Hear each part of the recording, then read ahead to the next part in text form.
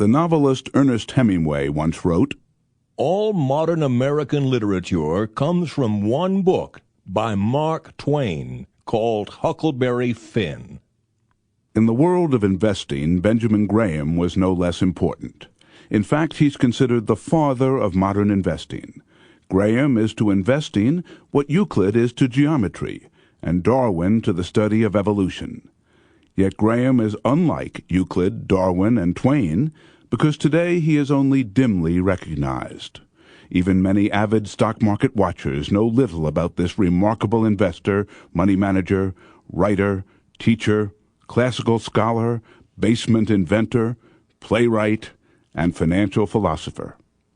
Yet almost all investors are in Graham's debt, whether they have heard of him or not. As Smart Money magazine observed in 1994, precisely 100 years after Graham was born, Graham's ideas formed a framework of thinking about the stock market that has inspired the investment community for nearly a century. Put into practice, his fundamentals allowed a generation of money managers to consistently achieve 20% plus annual returns.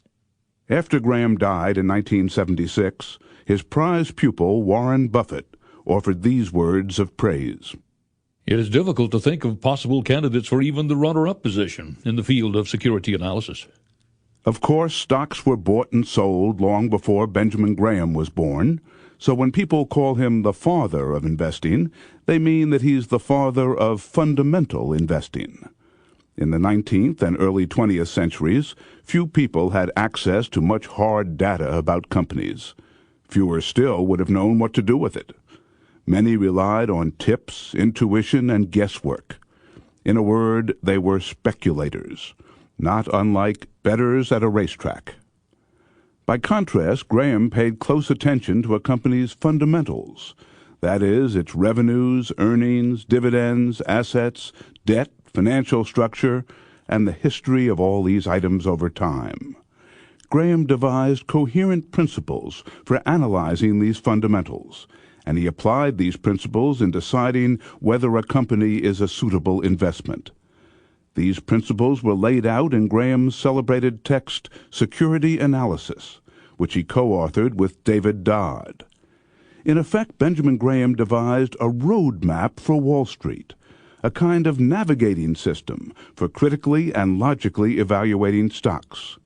Stock pickers now could be analysts rather than fortune tellers, and investing could evolve beyond a pinstriped version of a casino.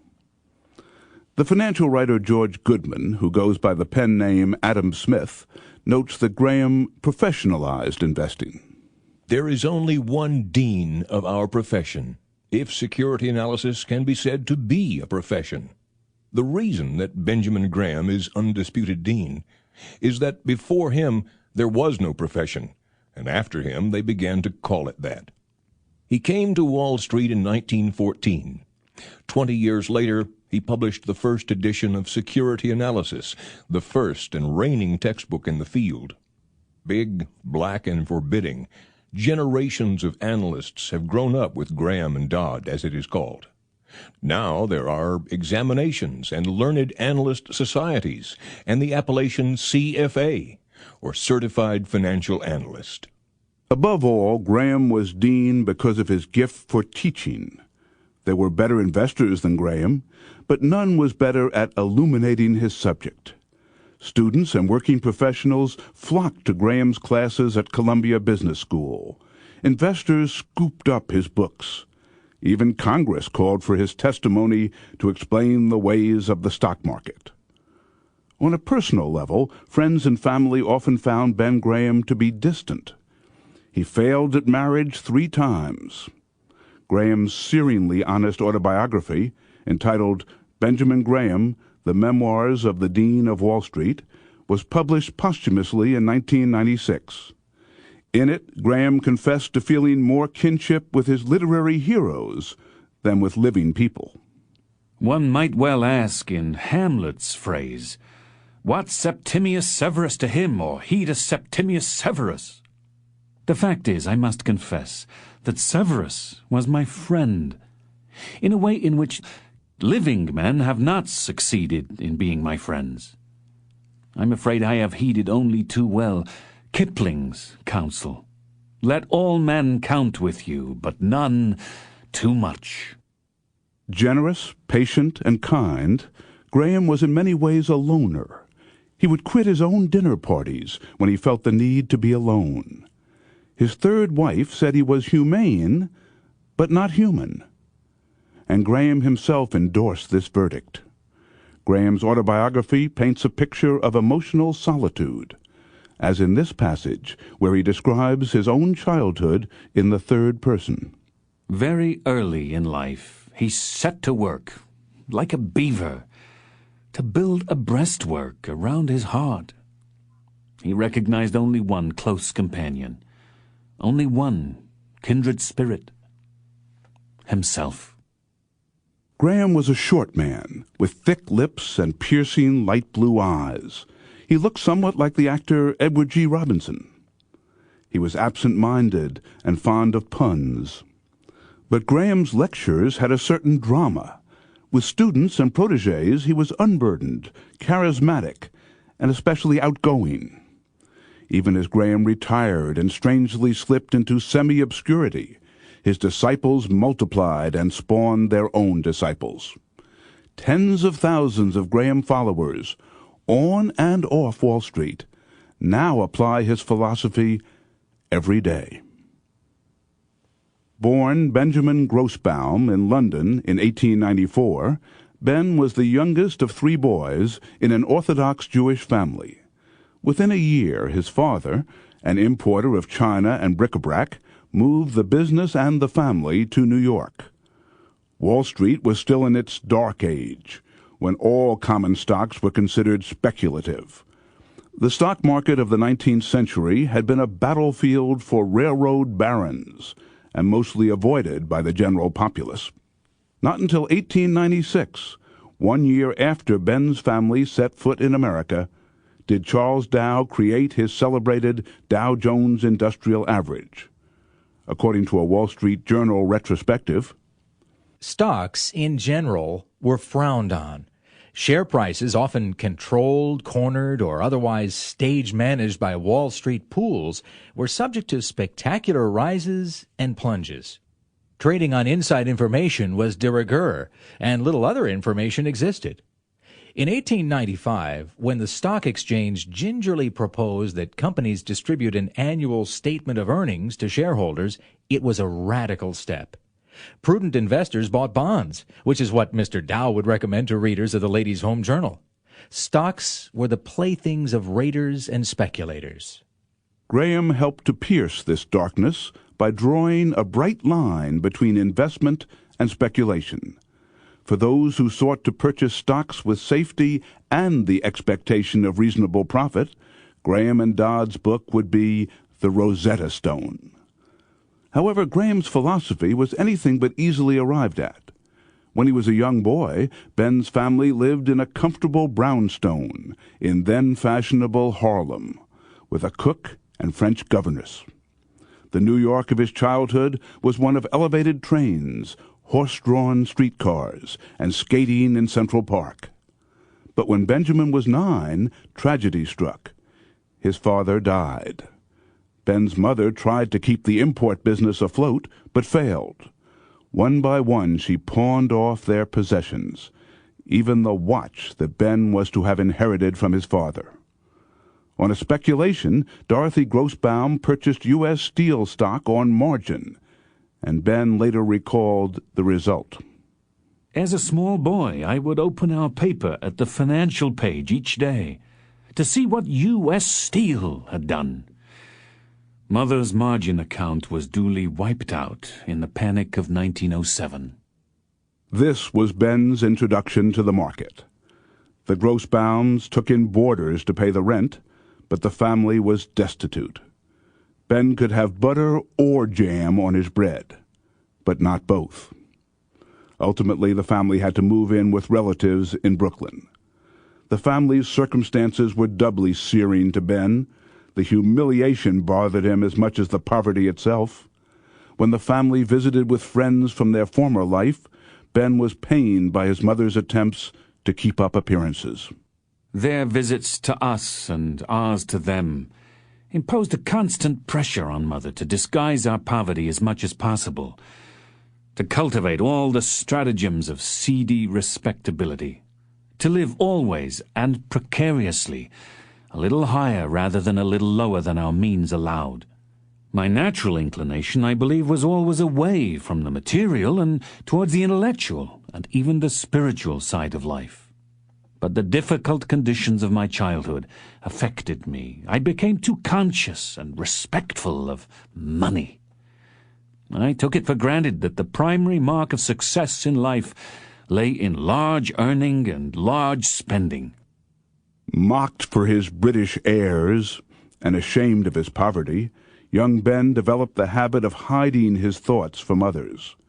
He bore slights and wounds stoically.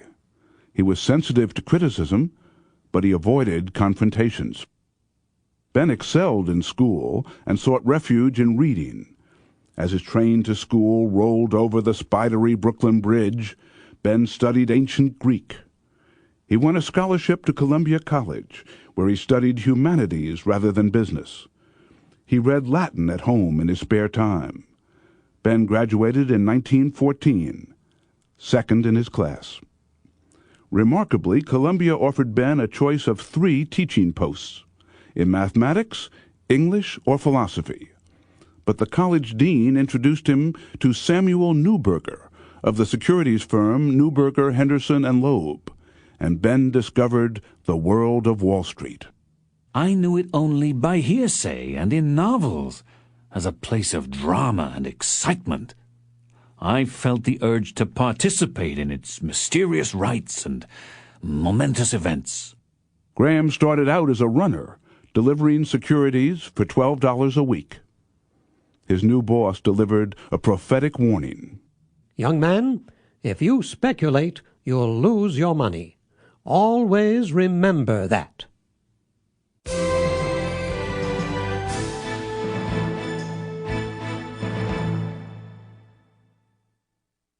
When anti-German fervor flared during World War II, Ben's family changed its name from Grossbaum to Graham. Ben Graham quickly moved up from running securities to writing sketches of the bonds on Neuberger's recommended list. Soon he was writing the firm's daily market letter and calling on customers to sell bonds. But Ben's real talent lay in analyzing securities. Analysts then were known as statisticians. They were on a par with clerks, studying figures in grimy back offices. But Graham took to the financial data as though it were Homeric verse. He buried himself in the operating reports of railroads. He memorized the size, interest rate, maturity, and lien characteristics of literally 100 bonds. On his own initiative, he wrote an analysis of the Missouri Pacific Railroad, concluding that owners of the bonds should dump them. Bache & Company was so impressed that it offered Ben a statistician's job. Graham told Neuberger he was leaving and figured his old boss would be happy to see him go. But Mr. Neuberger's response was a surprise. But I thought I wasn't earning my salt here. That's for us to decide, not you. But I'm not cut out for a bond salesman. I'm sure I'd do better at statistical work. That's fine. It's time we had a statistical department here. You can be it. Graham also began contributing articles to a Wall Street magazine. Feeling established, in 1917 he married Hazel Mazer, a dance teacher. She was a strong-willed woman, perhaps too strong for Graham. Graham later wrote that women in general too often tried to dominate him or to intrude on his inner sanctum. In 1920, Neuberger made him a partner. Graham, by now, was making easy profits in 2 types of operations. As an example of the first type, he invested in Guggenheim Exploration, a mining company that was planning to liquidate, after calculating that the company's assets were worth 11% more than its stock price. In a second type of operation, known as arbitrage, Graham would notice that a company's convertible bonds, which could be exchanged for stock, were selling too cheaply in relation to the stock itself. He would simultaneously buy the convertible bonds and sell the stock, thus locking in a profit, just like a farmer who exploits different grain prices in rival markets.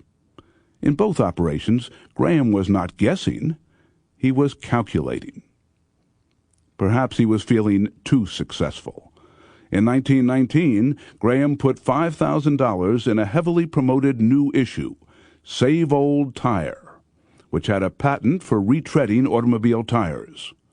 Almost overnight, the stock tripled. Then Savold organized an affiliate, Pennsylvania Savold, which supposedly had the rights to the tire patent in most of the country. Graham and friends put up $60,000. We waited impatiently for Pennsylvania Savold to make its spectacular debut, smacking our lips over our impending killing. The promised day arrived, but trading didn't. It was all a swindle.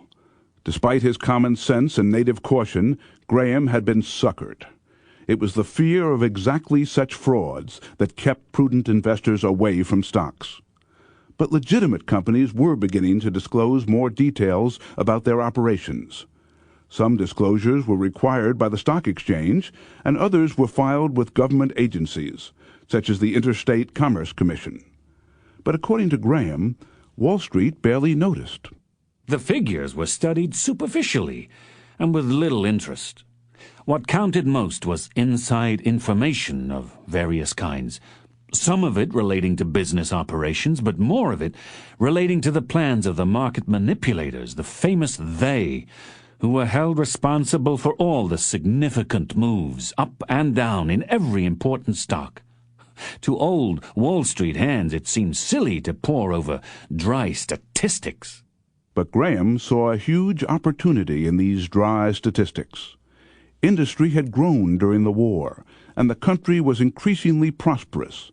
There was heightened interest in investing, and all this was forcing changes in the way securities were being valued. Intrinsic value and investment merit were destined to assume increasing importance in common stock analysis after 1914. As a newcomer, I learned to distinguish between what was important and unimportant with a clearer eye and better judgment than many of my seniors, whose intelligence had been corrupted by their experience. To a large degree, therefore, I found Wall Street virgin territory for examination by a genuine, penetrating analysis of security values. In 1923, Graham left Neuberger to manage money for private investors. His starting capital was $250,000. A typical Graham investment was DuPont, a big chemical company trading for no more than the value of its large investment in General Motors. Graham reasoned that either DuPont's stock was too low or GM's was too high. He bought DuPont and sold GM short, thus taking a so-called hedge with a high probability of profit and almost no chance of loss. In 1926, Graham took a train to Washington. At the Interstate Commerce Commission, he went digging through the files of the 8 pipeline companies that had been part of the Standard Oil Trust. He found hidden treasure in every one. Northern Pipeline, in addition to its physical assets, owned a portfolio of railroad bonds worth $95 a share. Yet its stock was only $65. Here was a clear case of a company's intrinsic value being greater than its stock price. Graham fairly marveled at his find, comparing himself to the discoverer of the Pacific Ocean. Here was I, a stout Cortez Balboa, discovering a new Pacific with my eagle eye. Imagine! Brokerage firms had given years to the study of these Standard Oil companies, and apparently they didn't know what I knew now. For they surely would not have left the shares to sell at such low levels had they seen such bond portfolios. Graham bought 5% of the stock, but it went nowhere.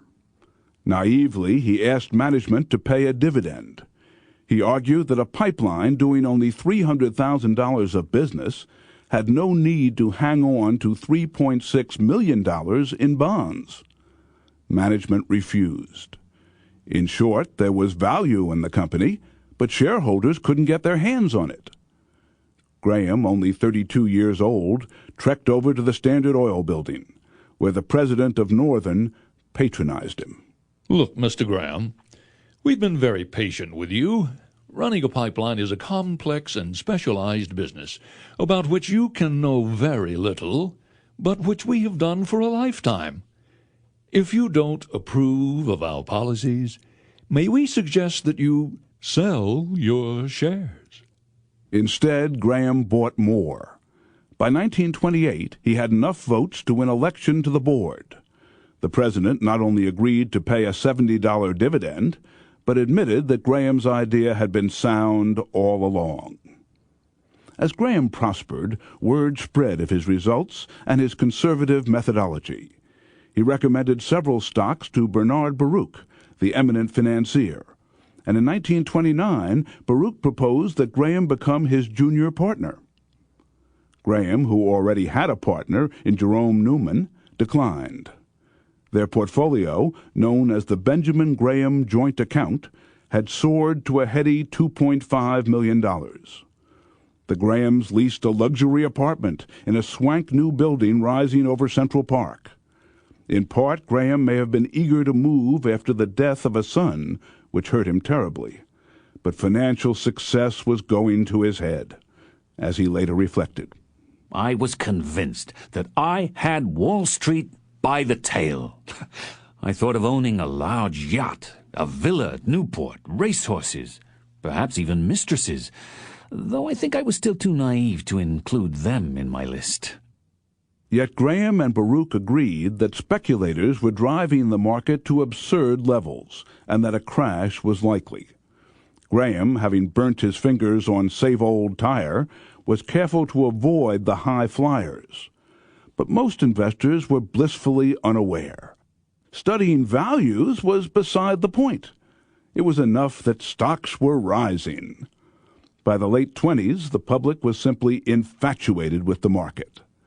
In the words of historian John Kenneth Galbraith, author of The Great Crash, Main Street had always had one citizen who could speak knowingly about buying or selling stocks. Now he became an oracle. In New York, on the edge of any gathering, there had long been a literate broker or investment counselor who was abreast of current plans for pools, syndicates, and mergers, and was aware of attractive possibilities. Now, their words more or less literally became golden. Their audience listened with the truly rapt attention of those who expect to make money by what they hear. A British journalist, newly landed in New York, described the mood in almost identical terms.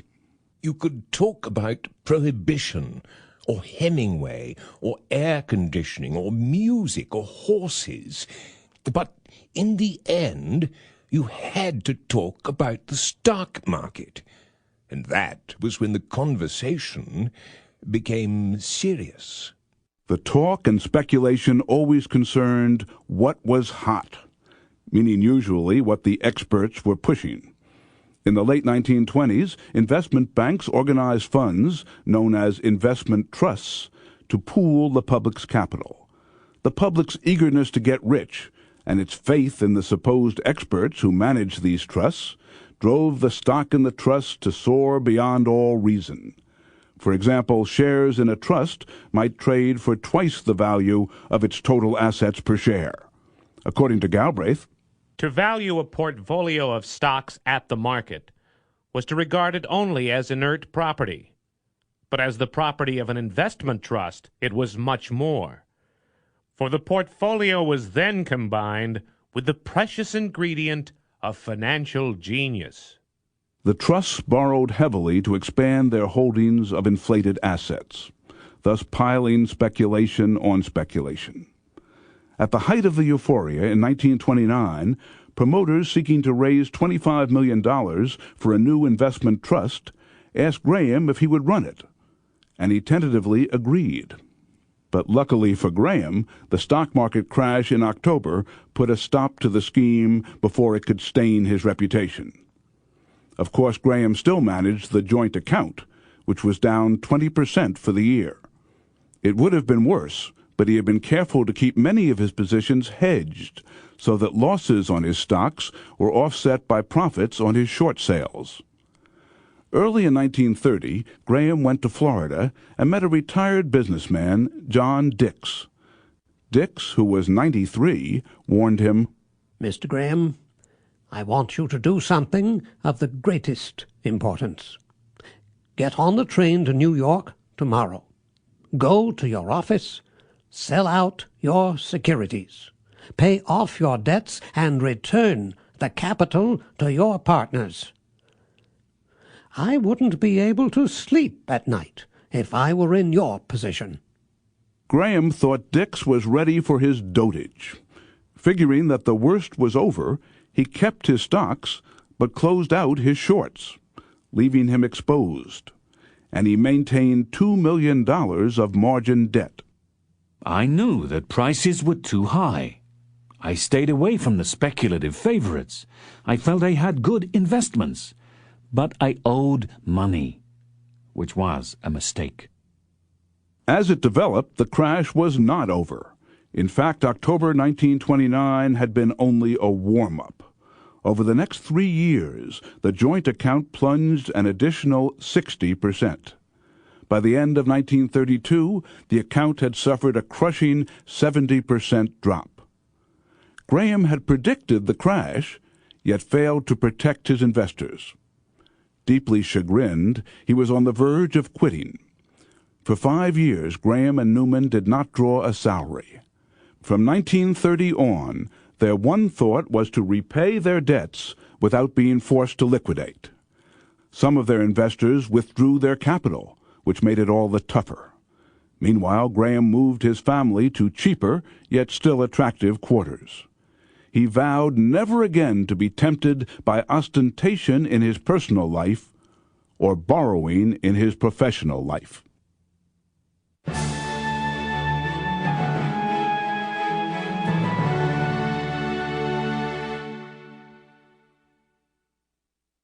In addition to running the Graham-Newman Fund, Graham had been teaching an investing class at Columbia since 1928, for 2 hours on one evening each week. Not surprisingly, attendance had peaked in 1929, when the class drew more than 150 students. In 1932, when the class was smaller, Graham and his Columbia colleague David Dodd began writing their textbook. Graham was the primary author, but as a team they would make a historic pair.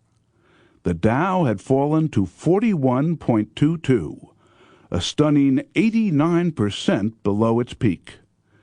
Investors now avoided not only speculative stocks, but cheap stocks as well. They were like Mark Twain's cat. Having been burned by a hot stove, they would not go near a stove again, hot or cold. A 1931 book by Lawrence Chamberlain and William Hay asserted that stocks as a class were inherently unsafe. Common stocks, as such, are not superior to bonds as long-term investments, because primarily they are not investments at all. They are speculations. Wall Street's despair was as extreme as its previous euphoria, and its low stock prices were equally unreflective of underlying value.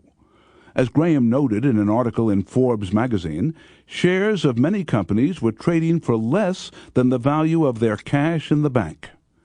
Share prices had risen and then plunged so dramatically that the popular commentator Gerald M. Loeb said it was impossible to invest for profit. That left only one course: to speculate on the unpredictable tide of fortune. For years, the tide has been swinging back and forth. By speculate, I mean principally to try to foresee these tides.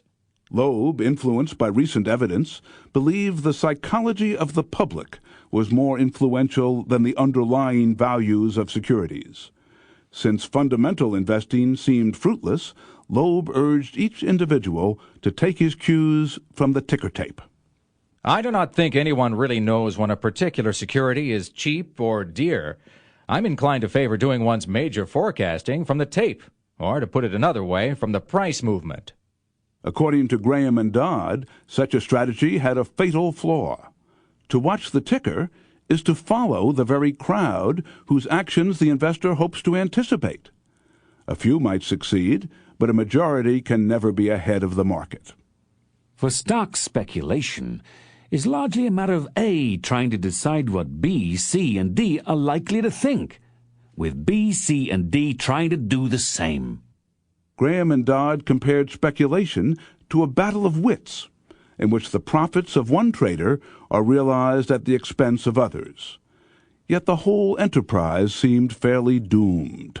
We must recognize that the psychology of the speculator militates strongly against his success. For by relation of cause and effect, he is most optimistic when prices are highest, and most despondent when they are at bottom. The investor who follows Graham does something very different. He focuses on the fundamentals of a company and tries to derive a notion of its inherent or intrinsic value. He gauges the value of the entire business based on its expected return to a long-term owner. And he buys only those stocks for which the intrinsic value per share is well above the market price. In plain terms, a value investor tries to buy an issue for less than it is worth. The security he buys may be unpopular. Why else would it be selling at a discount? But the value investor, unlike the speculator, ignores public sentiment. His thesis is that sooner or later the market price will rise to reflect intrinsic value. This field of analytical work may be said to rest upon a twofold assumption. First, that the market price is frequently out of line with the true value, and second, that there is an inherent tendency for these disparities to correct themselves. Security Analysis, published in 1934, was not just a textbook. It was an attempt to resuscitate investing when the market was in tatters. Even at the gruesome low point, when the country was steeped in depression and writers everywhere sounded like Cassandras, Graham and Dodd had the independence to see past the moment. If our judgment were based primarily on recent experience, we should have to advise against all investment in securities. However, we do not accept the premise that the 1927-1933 experience affords a proper norm by which to judge the future. As a student of the classics, Graham realized that cycles are the customary pattern of human experience, including market experience. The cycle may have extreme highs and lows, but the extremes seldom last. Characteristically, Graham began security analysis with an epigraph from Horace, his schoolboy Latin favorite. Many shall be restored that now are fallen, and many shall fall that now are in honor. In security analysis, Graham and Dodd dissected the full gamut of Wall Street investments: stocks, bonds, preferred shares, high-yield debt, liquidations, and hedging operations, such as the DuPont GM example we saw earlier. Their techniques varied, but their central point was that investors must focus on intrinsic value, which is derived not from the market price, but from the underlying economics. Many commentators have incorrectly assumed that Graham based his stock selections on book value, the most conservative accounting measure of a company's net worth. But Graham believed that book value alone is a nearly worthless indicator. He did highly emphasize some components of book value, such as net cash. He also recognized the value of some companies' intangibles, such as well-known brand names or franchises. Graham studied a company's earnings and dividends, its assets and balance sheet, its market share, and even qualitative factors such as management and trends affecting the industry. In particular, when studying a company's earning power, Graham paid attention to its record over many years, write-offs and all. He pointedly warned that extrapolating from just a year or two often leads to disappointment. With so many unknowables, the analyst could hardly hope to determine intrinsic value precisely. But a good analyst does not need extreme precision. He needs only to determine when a security is priced well below intrinsic value. As Graham and Dodd put it, to use a homely simile, it is quite possible to decide by inspection that a woman is old enough to vote without knowing her age, or that a man is heavier than he should be without knowing his weight. In short, by refusing to buy unless the price is well below intrinsic value, the value investor protects himself from loss. The speculator does not. Graham compares these two styles, referring to market timing and speculation as market analysis. We obtain this protection by insisting upon margins of safety, or values well in excess of the price paid. The underlying idea is that even if the security turns out to be less attractive than it appeared, the commitment might still prove a satisfactory one. In market analysis, there are no margins of safety. You are either right or wrong, and if you are wrong, you lose money. What's more, a value investor can virtually eliminate the chance of loss by diversifying into a group of investments, each purchased with an ample margin of safety.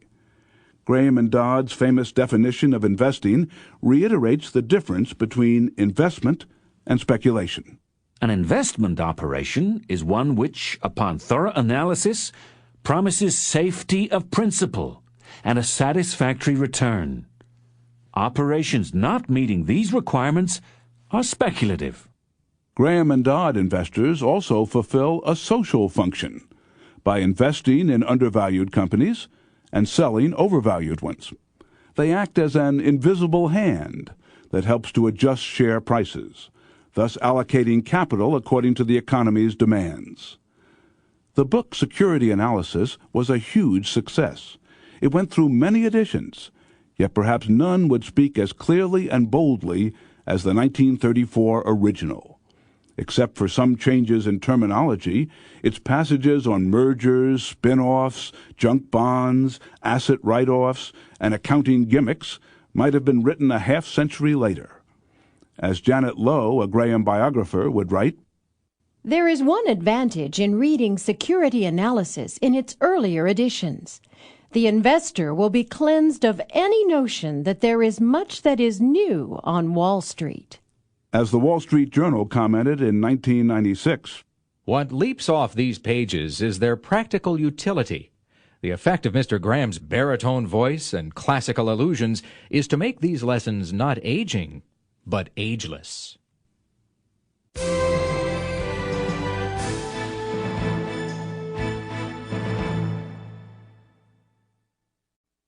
While teaching, managing his investment fund, and writing Security Analysis, Graham also devised a plan to stabilize world commodity prices. His book entitled Storage and Stability proposed that the government set the price of a basket of raw materials. His intention was to prevent the periodic and destabilizing collapses in commodity prices. Graham thought his commodity scheme was the one idea for which he would be remembered, but it came to naught. Incredibly, during all this activity, Graham also found time to write a play, Baby Pompadour. It appeared on Broadway in 1934, the same year Security Analysis made its debut.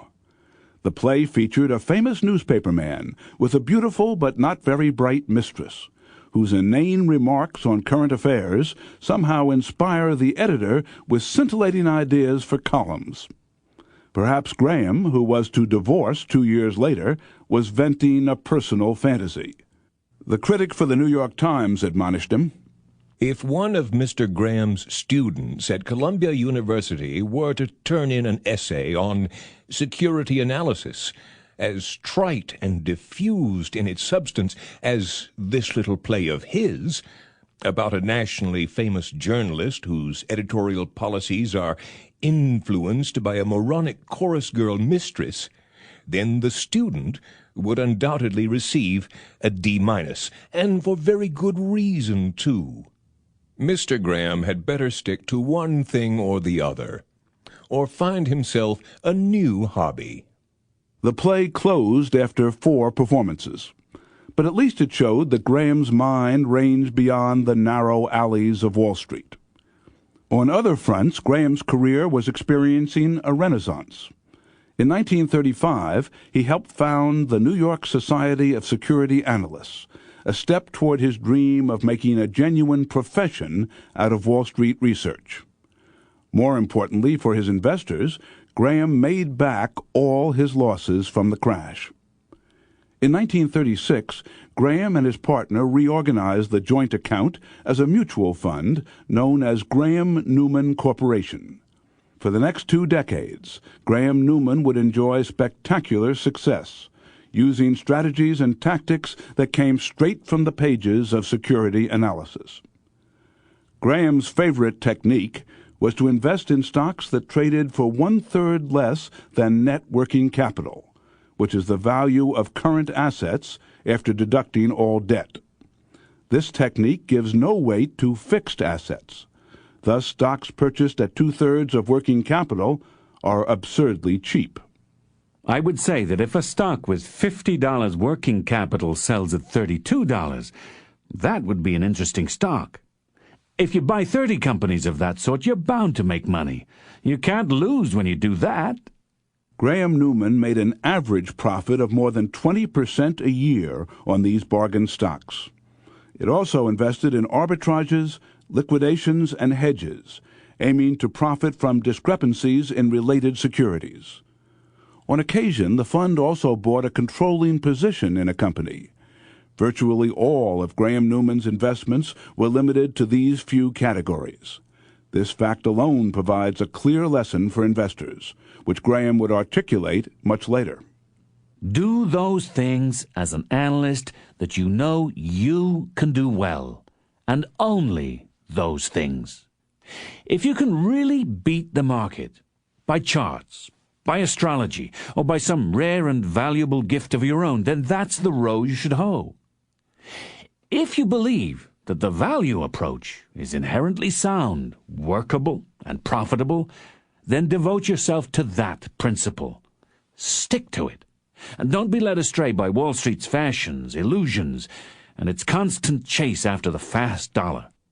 Graham pored over the Standard & Poor's stock guide, working essentially alone and unassisted, like a monk concentrating on an ancient copy of Scripture.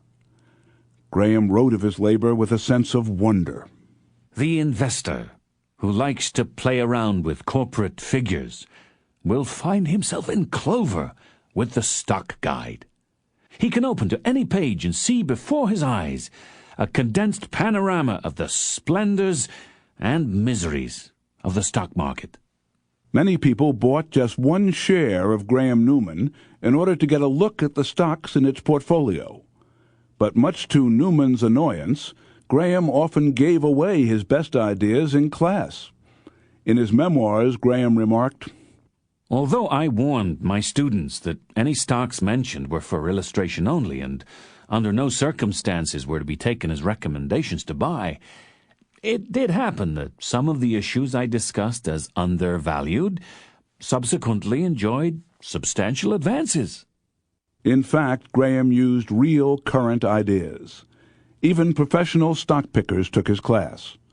According to Walter Schloss, a student who later worked for Graham-Newman, "These smart Wall Street guys, they'd all go out and make a lot of money off Ben, and he didn't seem to mind."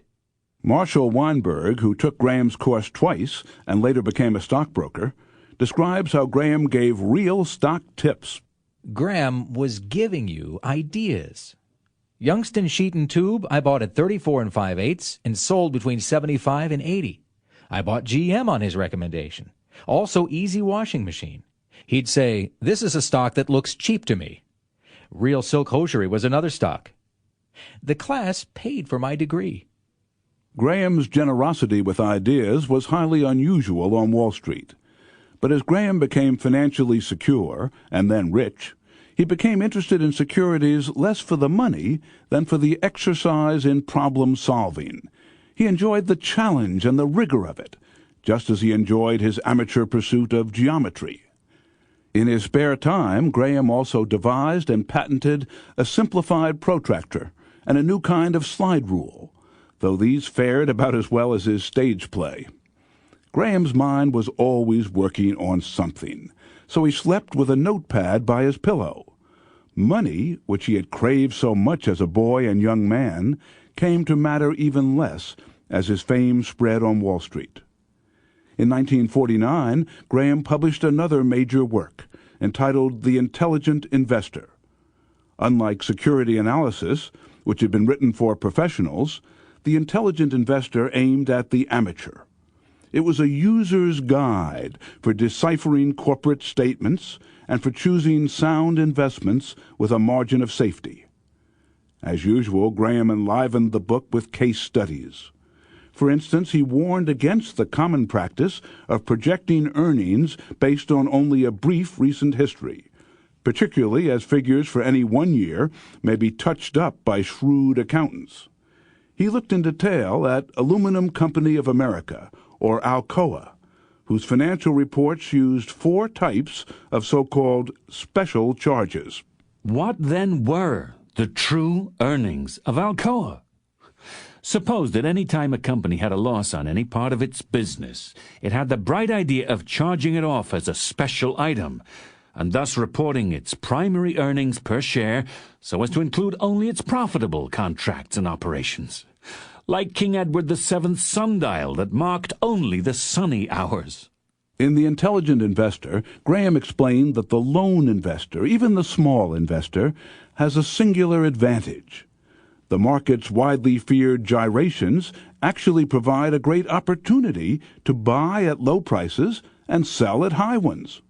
But this requires a temperament that is willing to run against the crowd's momentary passions. Graham offered a memorable parable to illustrate the ephemeral nature of market movements. Imagine that in some private business you own a small share that cost you $1,000. One of your partners, named Mr. Market, is very obliging indeed. Every day he tells you what he thinks your interest is worth, and furthermore offers either to buy you out or to sell you an additional interest on that basis. Sometimes his idea of value appears plausible. Often, on the other hand, Mr. Market lets his enthusiasm or his fears run away with him, and the value he proposes seems to you a little short of silly. When Mr. Market is overly cheerful, the investor should sell. When he is gloomy, it may be time to buy. But it would be illogical to let Mr. Market's fickle mood color your own outlook. In other words, a falling price is no reason for the investor to sell, for then the investor would merely be mimicking Mr. Market's momentary despair instead of profiting from it. Moreover, on days when his price is neither especially high nor low, the investor should feel free to do nothing. Mr. Market will always return with another quote. Warren Buffett, who read The Intelligent Investor as an undergraduate, was immensely taken with this parable. He enrolled at Columbia Business School in 1950, the year after the book was published. Only 20 years old, Buffett was the youngest in Graham's seminar. Graham taught in the Socratic method, and as classmate Jack Alexander recalled, Buffett was clearly a step ahead of the others. Warren was definitely the precocious pupil. He had all the answers. He was raising his hand. He was leading the discussions. He had tremendous enthusiasm. Eager to know all he could about his teacher, Buffett looked up Graham in Who's Who and discovered that he was chairman of Government Employees Insurance Company, known as GEICO. Buffett was so intent on following in Graham's footsteps that one Saturday he traveled by train to GEICO's headquarters in Washington and banged on its door until a janitor finally let him in. Buffett said, "Is there anybody here I can talk to besides you?" The janitor took him to an executive on the 6th floor. Buffett asked the executive to tell him about GEICO, and his eyes popped at what he heard. GEICO was then a small auto insurer with a unique style of business. It sold policies via direct mail, cutting out the cost of agents. GEICO also sold only to government employees, a group with a low rate of accidents and claims. This combination of low costs and superior customers made the company unusually profitable. In 1948, Graham Newman had bought a 1/4 interest in GEICO for $720,000. Buffett immediately realized that GEICO was a gem, and so began a fateful nexus between teacher and pupil. Graham gave Buffett an A+, the only one he ever awarded. When Buffett graduated, he asked Graham for a job, but Graham was saving his slots for Jews, who faced discrimination at Gentile Wall Street firms. Buffett went home to his father's brokerage in Omaha, where he invested in GEICO stock and peddled it to customers all around town. In 1954, Graham relaxed and offered Buffett a job. For the next 2 years, the best investment teacher nurtured the best prospective talent in the field. Howard Newman, Jerry Newman's son, said, Warren was a fount of ideas. He was brilliant and self-effacing. He was Graham exponential. Buffett, like others who studied or worked under Graham, invariably spoke of Graham's kindness and generous spirit, particularly his willingness to pass his knowledge to protégés. According to Walter Schloss, who also worked at Graham Newman, Graham was a sweet fellow. Actually, he was too sweet. People took advantage of him. I think he was more interested in ideas. In a small but telling gesture, Graham would distribute presents to everyone in the office on his own birthday. He once remarked to young Buffett, Money won't make a difference to you and me, Warren. We'll be the same. Our wives will just live better. Graham's relationships with his fond protégés were a rare outlet for a man who had few, if any, close friends or relations. Even his children viewed him as a superb teacher and a distant father. Graham himself admitted that ideas impressed him more than people did. He read the classics from Homer to Proust, many in their original tongues, and he would recall beloved poems by heart. But people's names, addresses, and phone numbers escaped Ben's memory. The key to this contradiction lies in the sharp division in my mind between persons and events on the one hand and ideas on the other. I remember the things I learn rather than the things I live. Warren Buffett told Graham's biographer, He couldn't have been nicer. But he had this kind of shell around him. Everybody liked him, everybody admired him, everybody enjoyed being around him, but nobody got close. That was a kind of challenge with women.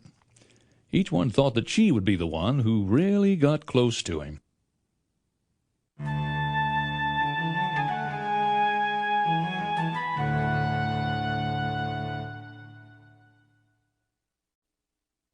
Ben Graham wanted his associates, including Buffett, to look for investments that met precise mathematical criteria.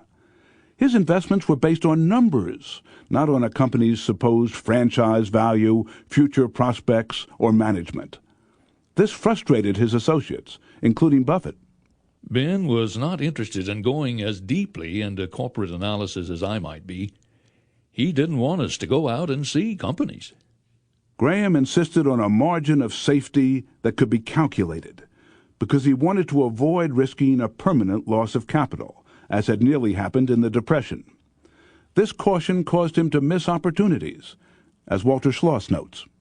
I think Graham, because he lived through that period, remembered it, was scared it would happen again, and did everything he could to avoid it. Graham was concerned with limiting his risk. One time, Schloss wanted to invest in Haloid, a photographic company trading at $21 a share. Haloid had a humdrum business worth about $17 a share, but it also had the rights to a new photocopying technology that the market was implicitly valuing at only $4 per share. Schloss told Graham, You know, you wouldn't be paying a hell of a lot for a process with this much potential. But Graham wouldn't risk any speculation. Walter, I'm not interested. It's not cheap enough at $21. Haloid later changed its name to Xerox, and Graham had missed one of the great investments of all time. Of course, if Graham had been willing to take a flyer on Xerox, he also might have been tempted by other technology stocks that failed. Ever insistent on a margin of safety, Graham's first concern was to avoid losing. In the 1950s, as the stock market rose amid post-war prosperity, Graham despaired for safe places to invest. His fame would have allowed him to raise $100 million quite easily, but Graham refused to take in new money. He never managed more than about $15 million, a very small portfolio even for his day. In 1954, the stock market finally broke through the high mark it had set way back in 1929. People who remembered the Depression worried about a recurrence. The next year, in testimony before a Senate committee, Graham ruminated on the likelihood of another crash. Committee Chairman J. William Fulbright was fascinated with Graham and sensed a mystery in his investing technique. After much probing, Fulbright raised the fundamental question for value investors. One other question, and I will desist. When you find a special situation and you decide, just for illustration, that you can buy for 10 and it is worth 30, and you take a position, and then you cannot realize it until a lot of other people decide it is worth 30, how is that process brought about? By advertising, or what happens? In other words, Fulbright wondered, how could Graham be sure that a cheap stock would rise to its intrinsic value? Graham replied, Well, that is one of the mysteries of our business, and it's a mystery to me as well as to everybody else. But we know, from experience, that eventually the market catches up with value. Graham, now entering his 60s, was losing interest in beating the market. In 1955, Graham retired to Southern California with his third wife, Estelle. But after a time, he left Estelle for a French mistress, with whom he finally enjoyed the mutually satisfying relationship that had eluded him for so long. Graham continued to write for financial journals and to do market research. He even helped start a new fund, though he didn't manage it. He also taught finance at the University of Southern California at Los Angeles. Yet poetry, the classics, and his personal life took center stage. On his 80th birthday party in La Jolla, just north of San Diego, Graham movingly reminisced on the pleasure he had gotten from life, literature, and women. And he never mentioned Wall Street. The story and the character of Ulysses made an indelible impression on me when I was a little boy. Or a yittle boy, as I used to pronounce it in those days. In a way, it's strange that the Odyssey has meant so much to me, since Ulysses' character is as different as possible from my own. He was a great fighter and plunderer, while I have never fought with anyone or plundered anything in my life. Graham lived for 2 decades off what he had earned as an investor, and gave much of his wealth away. He remarked that anyone who dies with more than $1 million is a fool. Seymour Chapman wrote in an introduction to Graham's memoirs, Not that he gave up the financial world entirely, but he watched it from an increasingly disinterested and lofty perspective. He felt no desire to make more money than he had, and was relatively casual about his personal finances. But Graham's professional achievement was remarkable. Over 20 years, the Graham Newman Fund had posted a stellar average return of 17% a year, compared to 14% for the Standard & Poor's 500. And that does not include Graham Newman's investment in Geico, whose stock was distributed directly to the fund's investors. Geico was an unusual investment for Graham in that much of its appeal was based on its value as an ongoing business, as distinct from its assets. Ironically, Geico turned out to be Graham's best investment by far.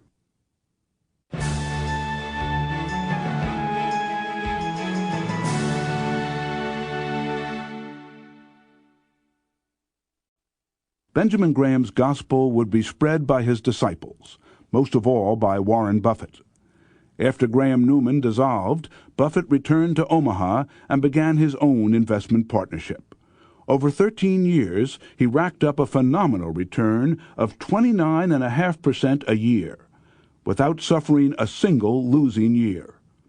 Buffett's biographer, Roger Lowenstein, would write, Had an investor put $10,000 in the Dow in 1957, his total profit over 13 years would have amounted to $15,260.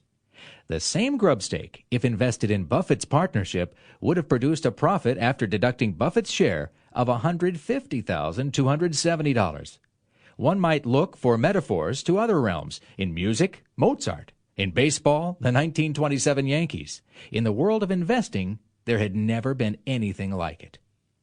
After dissolving his partnership, Buffett ran a publicly traded investment holding company, Berkshire Hathaway. He continued to post results that were not only superior to Graham's, but possibly superior to those of any investor ever.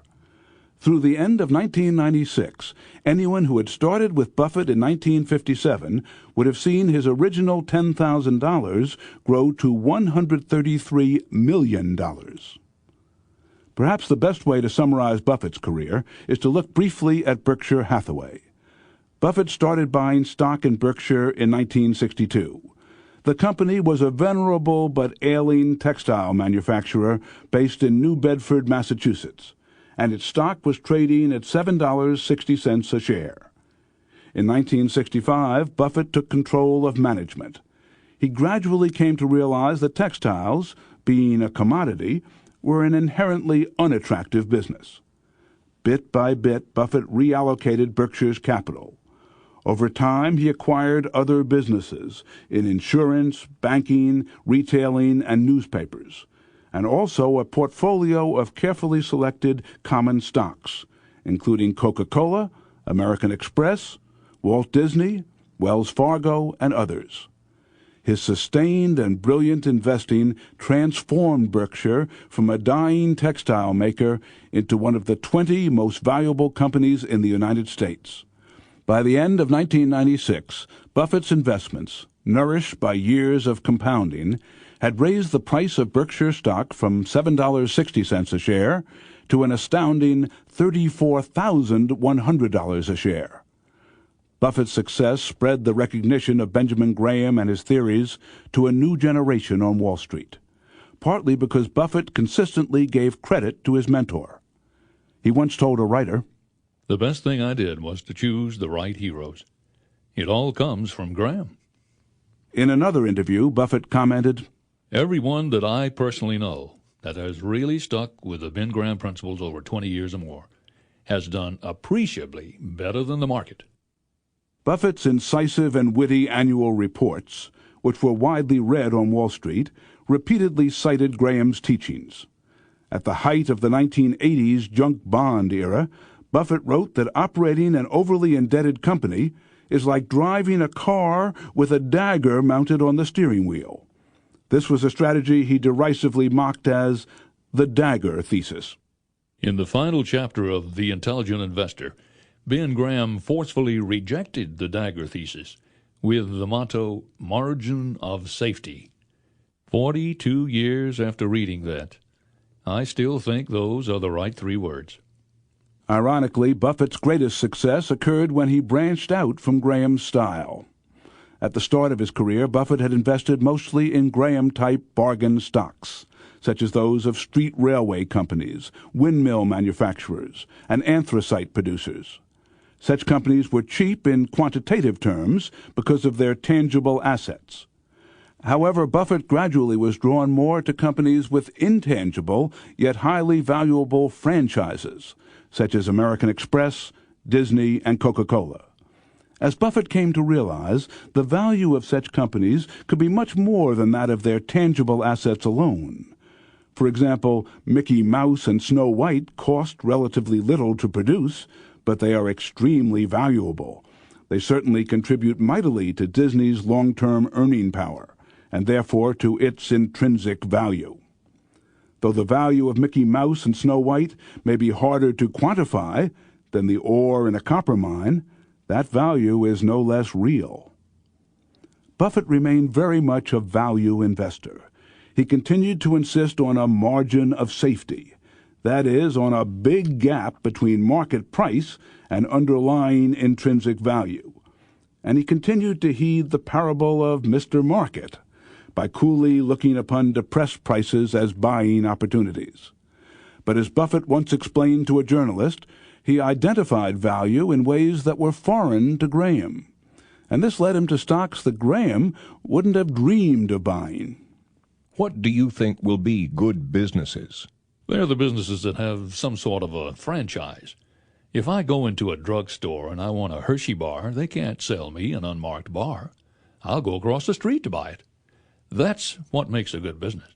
I don't feel that way about the carton of milk I buy. I'll take whatever carton of milk's in the grocery store. So it's the power of the franchise. It's the power of the franchise.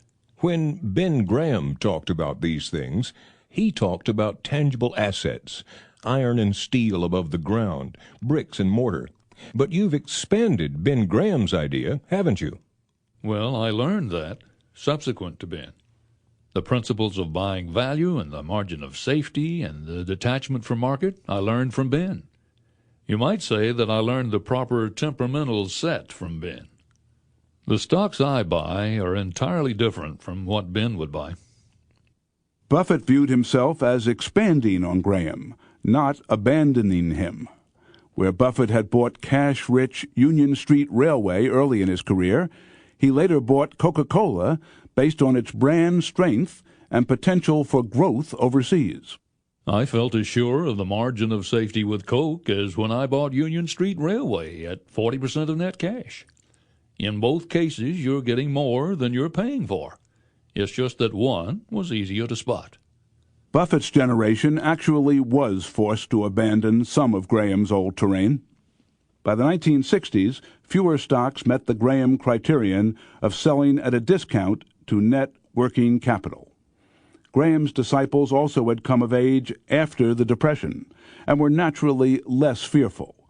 They were willing to pay just a bit more than Graham would pay for sound common stocks.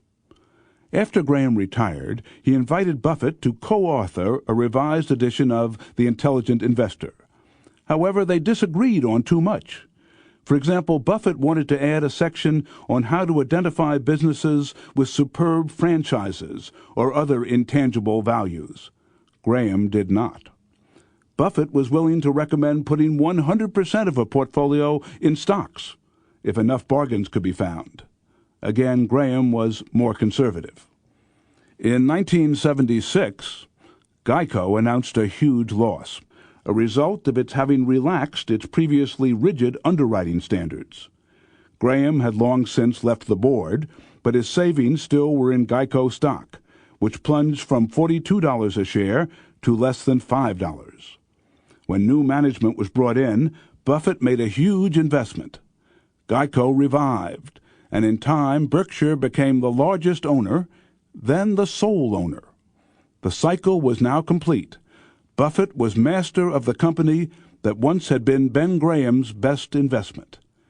Its value rose from $3 million in Graham's day to roughly $5 billion under Buffett's control. However, Graham didn't live to see Geico's revival.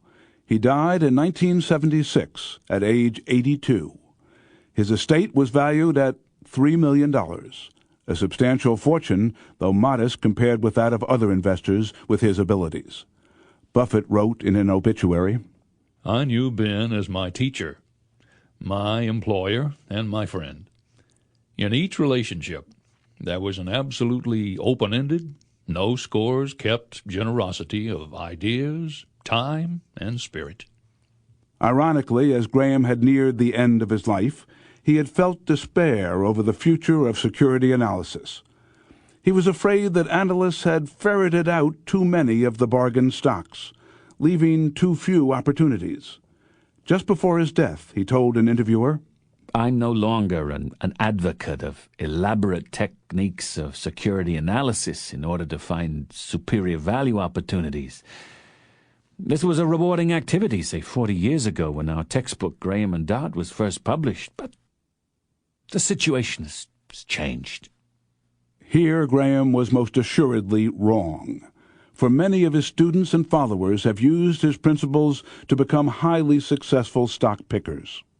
Some disciples, like Buffett, recognized value in different forms than Graham had acknowledged, but they remained true to Graham's bedrock principle of buying at a discount and waiting for Mr. Market to confirm their judgment.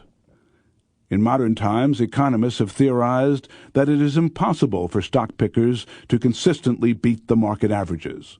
These so-called efficient market theorists argue that the market price is always the most rational price, and therefore no one can outsmart it. Certainly not many investors can consistently outperform the market. However, as a group, followers of Graham and Dodd have done just that. In 1984, on the 50th anniversary of the publication of Security Analysis, Columbia Business School hosted a seminar in which Warren Buffett detailed the records of 9 so-called super investors, all Graham and Dodders with long-term records markedly superior to the market averages. Buffett didn't pick this group retrospectively from a broader group of winners and losers. Every one was affiliated with the Graham and Dodd-type funds that Buffett had worked with or been affiliated with from early in his career. The list included Bill Ruane's Sequoia Fund, Walter Schloss, Tweedy Brown, Charlie Munger, who later was vice chairman of Berkshire Hathaway, and Buffett's own partnership. In this group of successful investors, there has been a common intellectual patriarch, Ben Graham. They have gone to different places and bought and sold different stocks and companies, yet they have had a combined record that simply can't be explained by random chance. The common intellectual theme of the investors from Graham and Doddsville is this: they search for discrepancies between the value of a business and the price of small pieces of that business in the market. Graham's basic approach will never be out of date as long as human beings are temperamental, emotional creatures. Human emotions will cause stocks to be occasionally mispriced, giving rise to opportunity. Indeed, the subjectivity and uncertainty that's inherent in valuing stocks guarantees that people's opinions will differ. Those who are more analytical, more intelligent, and more careful will harvest better results. That is why Graham's book, The Intelligent Investor, has become a perennial favorite with investors, and Graham himself, an icon of Wall Street history. Sadly, Benjamin Graham has been largely ignored in academia. Most modern finance textbooks have been rooted in the efficient market theory. Many economists and authors completely ignore Graham's notion that investing should be based on underlying business values, for they believe that it's impossible to beat the market's judgment with any consistency. But the spirit of Benjamin Graham is very much alive on Wall Street. Security Analysis has gone through 5 editions, with more than 800,000 volumes sold. Graham purists prefer the early editions. The 4th and 5th editions were rewritten by modern writers. Indeed, the original 1934 edition has become a cult item for value investors. Its price rose like that of a hot stock. A rare book dealer sold one for $7,500 in 1994. In 1996, heralding a Graham revival, the publisher McGraw-Hill reissued the original 1934 edition. Its trenchant analysis of the stock market still holds. The market. It's not a weighing machine on which the value of each issue is recorded by an exact and impersonal mechanism.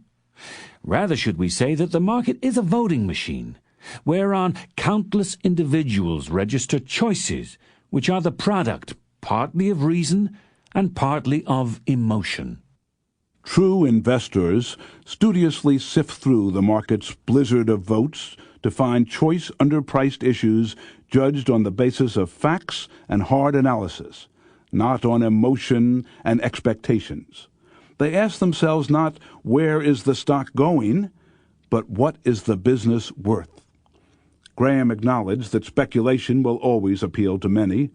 Trying to time the market, to jump the crowd, to ride the trend, all seem like relatively painless paths to profit, as Graham noted.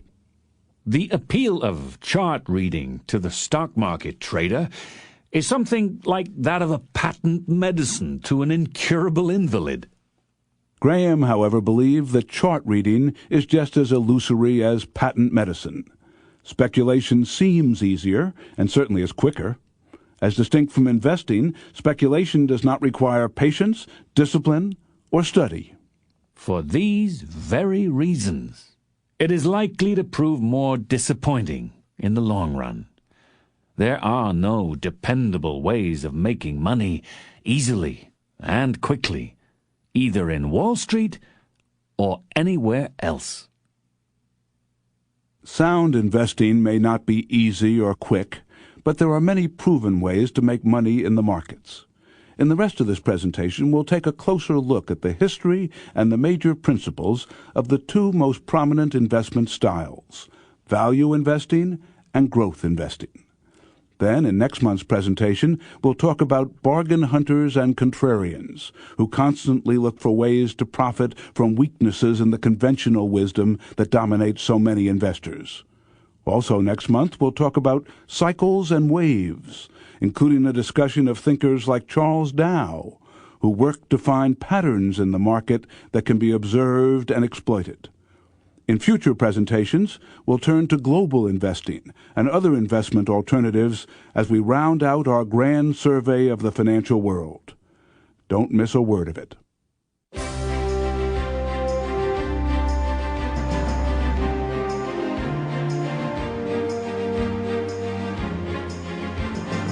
We hope you have enjoyed this presentation of Benjamin Graham and Fundamental Analysis by Knowledge Products. The script was written by Roger Lowenstein, financial columnist and author of Buffett, The Making of an American Capitalist.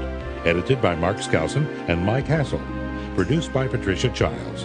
Vocal characterizations are by Patricia Childs, Jim Gossett, Travis Hardison, Jack Irvin, Joe Keenan, Paul Meyer, John Sherberg, and Eric Stein. Music is by Ron Christie, Christie Productions. Recorded at Blank Productions, Wheeler Audio, and Archer Productions. This material may not be copied in whole or in part without the written permission of the copyright owner. Copyright 1997 by Carmichael & Carmichael Incorporated. This presentation on Secrets of the Great Investors is a part of the Audio Classics series.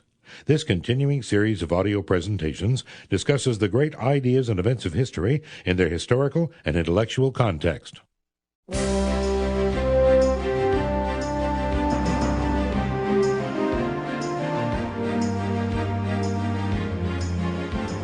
Knowledge Product presents Value Investing and Growth Investing as part of a series of presentations on Secrets of the Great Investors, narrated by Louis Rukeyser.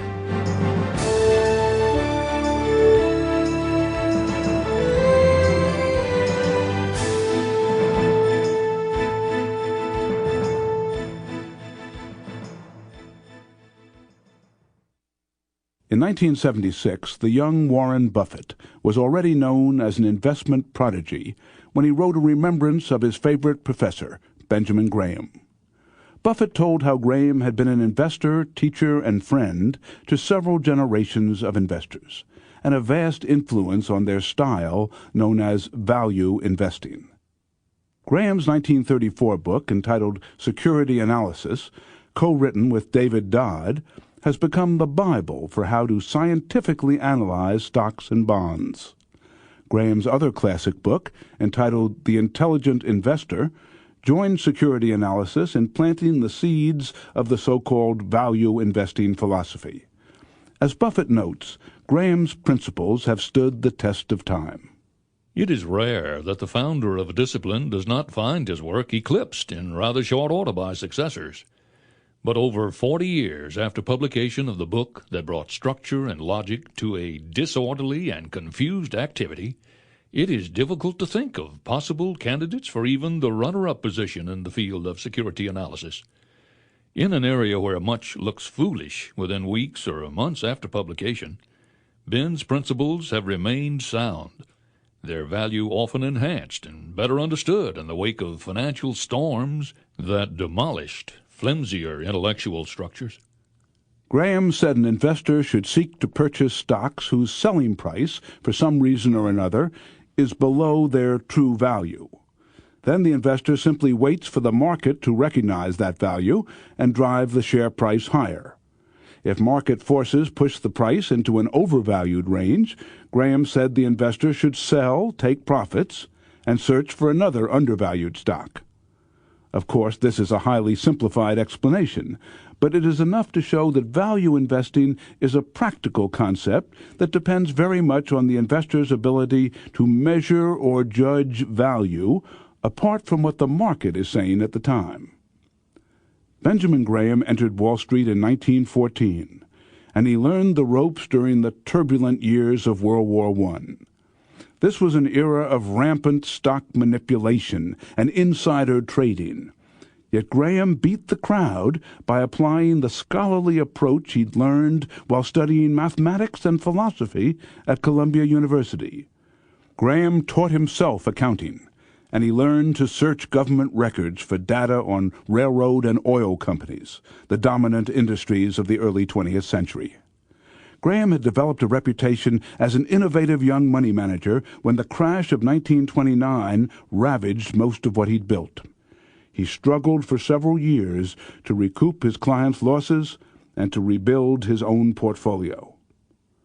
Graham's management earned his investors an average annual return of about 17% in a period that began during the Great Depression and ran through 2 world wars and many market uncertainties.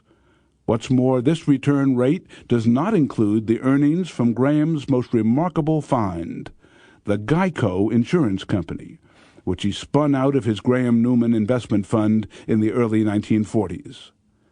Graham closed his partnerships and retired in the mid-1950s.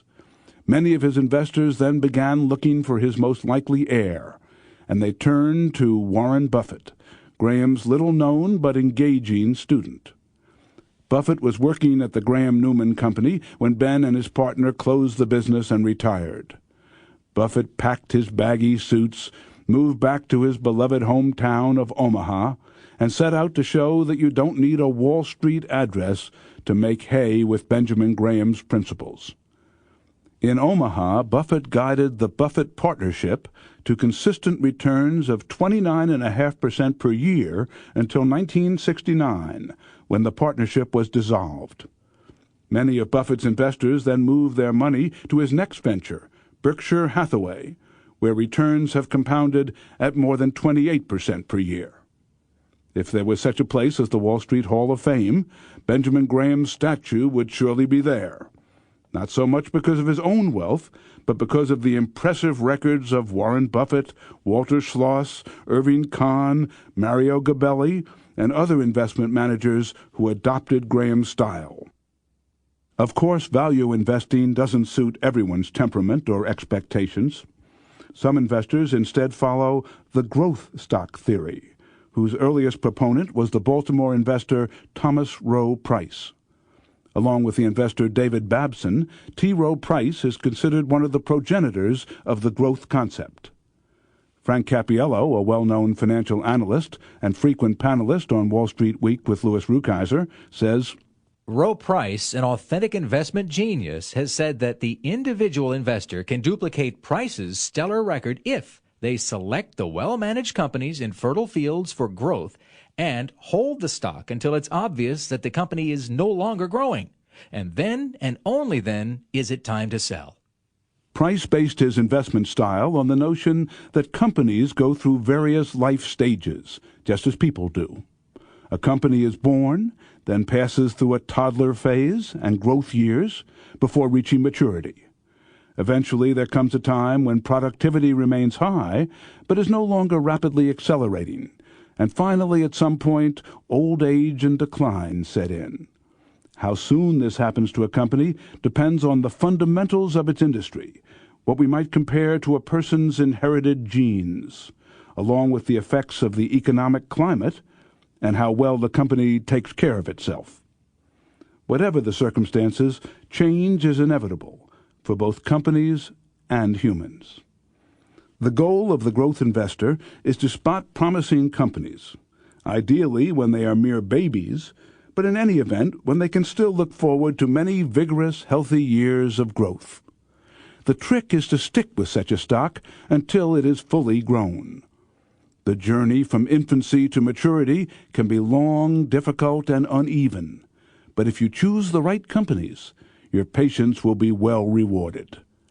There are hundreds of stories of dramatic growth in U.S. industry. For example, a purchase of 100 shares of Black & Decker for $3,500 in 1952 would have grown over 80-fold within 20 years, to a total of 2,350 shares worth over $286,000. And that's with no additional investments beyond the original $3,500. Geico, the privately held insurance company purchased in 1948 by the ultimate value investor, Ben Graham, turned out to be one of the most phenomenal growth stocks in history. Graham's early calculations showed that Geico did not quite meet his value-based standards, but his experience told him that it would be a winner.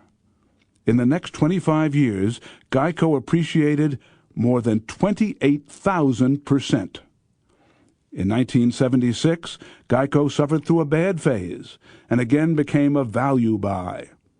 Warren Buffett acquired a stake at that time, and the share price took off once again. In 1996, Buffett took full ownership of Geico, and it became one of Berkshire Hathaway's core businesses. Other stories of amazing growth include Microsoft Corporation, Ben & Jerry's Ice Cream, Home Depot, and Price Costco. Investors with the acumen to spot such stocks early have basked in profits measured by many hundreds, if not thousands, of percentage points. T. Rowe Price, who studied chemistry at Swarthmore College and worked in industry before becoming a professional investor, developed the growth stock approach in the 1930s. His theories were controversial, but they created enormous wealth for his clients following the Depression and World War II.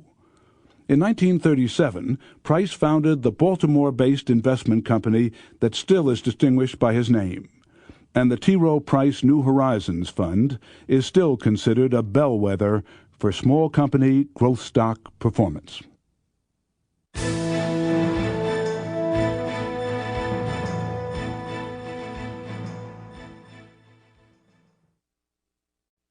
Value investing and growth investing are the two dominant methods or disciplines in the investment world today.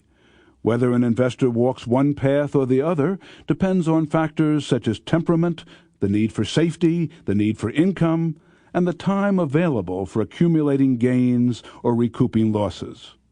An investor's concern over tax consequences also will influence his preference, though value investors and growth investors both can structure their portfolios in a way that minimizes taxes.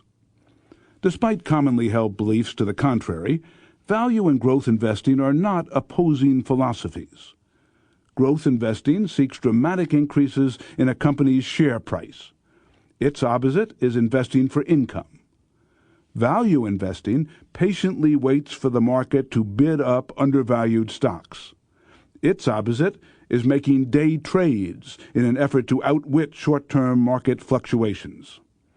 Value investors and growth investors are alike in making decisions based on the specific prospects of individual companies. Neither style focuses on price trends or market cycles. Both value and growth investors hope to achieve exceptional investment returns, but they simply go about it in different ways. And in the process, they meet investor objectives differently. For example, some value investors look especially for safety. Others may seek income from dividends. In either case, a value investor measures total return, which combines dividend income and share price growth.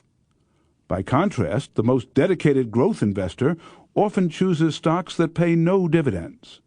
If dividends are paid by growth companies, they are typically modest, because high-growth companies are often quite young and usually have little or no earnings from which to pay dividends. More mature growth companies also may pay no dividends, so they can plow their earnings back into the company in order to accelerate its growth. When studying a company and its financial reports, both value and growth investors tend to look at the same financial statements, but they linger over different pages. For example, value investors will look more closely at the balance sheet than the income statement, checking for assurance that an out-of-favor company has enough assets, that is, a margin of safety, to survive and resume its prosperous path. By contrast, growth investors will be less interested in assets and instead will focus on the income statement. Growth investors are willing to take greater risks for the prospects of rapid future growth, and they expect their star performers to more than compensate for the investments that make a dismal showing. Some professional investors love to debate the superiority of one concept over the other, yet many achieve excellent results by blending growth and value principles. So let's take a closer look at these two fundamental approaches. First, we'll look at value investing, and then we'll discuss growth investing in greater depth.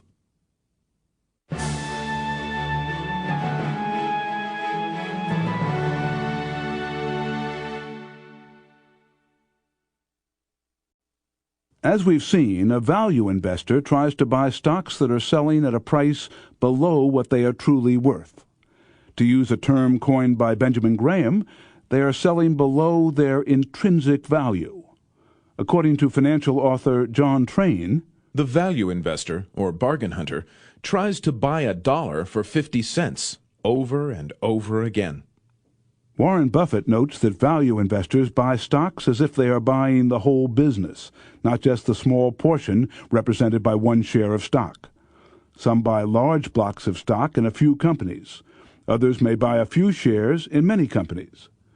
Most value investors invest for the long term, but some rotate in and out of stocks every few years. Regardless of differences in these details, Buffett also says that all value investors focus on one thing. All exploit the difference between the market price of a business and its intrinsic value. As odd as it may seem, value investors tend to be unconcerned about whether the market is in a bull or bear phase, whether it is about to soar or sour. Graham elaborates. My reputation, such as it is, or perhaps as recently revived, seems to be associated chiefly with the concept of value. But I have been truly interested solely in such aspects of value as present themselves in a clear and convincing manner, derived from the basic elements of earning power and balance sheet position, with no emphasis at all placed on such matters as small variations in the growth rate from quarter to quarter, or the inclusion or exclusion of minor items in calculating the so-called primary earnings. Most significant here, I have resolutely turned my back on efforts to predict the future. Author James Grant describes the value investor as a bottom-up investor. Writing specifically about the Boston-based investment manager Seth Klarman, Grant says, If he has views on Gorbachev, the German bond market, the business cycle, or the global yield curve, he does not call his broker because of them. He does not talk about support or resistance, and he might worry as little about the Federal Reserve System as any white-collar worker in the greater Boston area. He invests from the bottom up, as he says, not the top down. Klarman confirms this in a few short words. I buy individual values. Even Charles Dow, writing in the year 1900, recognized how important it is to compare a stock's price to the actual worth of the company it represents. Dow observed that a share price sweeps above and below intrinsic value, but in the end, Dow says, a company's true worth is always recognized. It is always safe to assume that values determine prices in the long run. Values have nothing to do with current fluctuations. A worthless stock can go up 5 points just as easily as the best.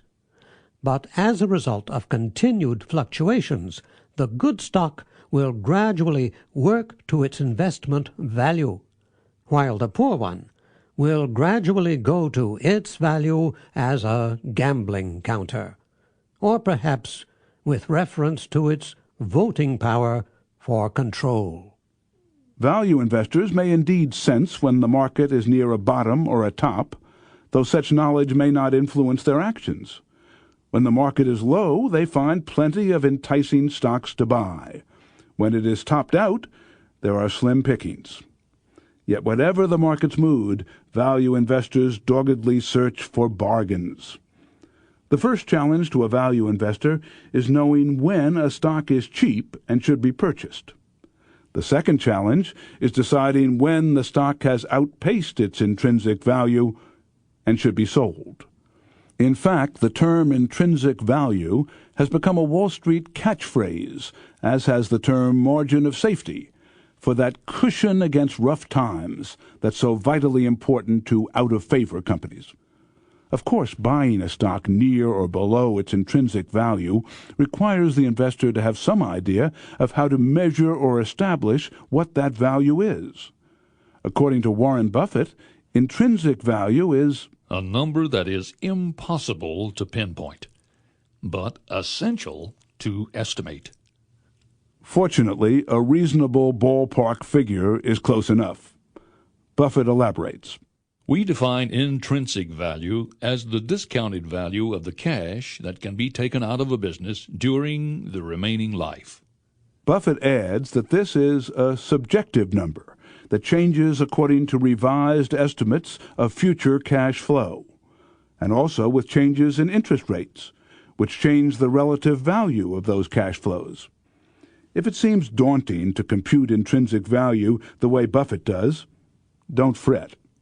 Buffett's curmudgeonly partner, Charlie Munger, insists that he's never actually seen Buffett run such a calculation, and Buffett admits as much. Buffett says that if a company's earning power doesn't just jump out at you, it probably isn't strong enough. So intrinsic value is based on a company's ability to deliver profits to its owners in the future. Peter Lynch, former star manager of the Fidelity Magellan Fund, says the question of what makes a company more valuable tomorrow always comes down to two things: earnings and assets.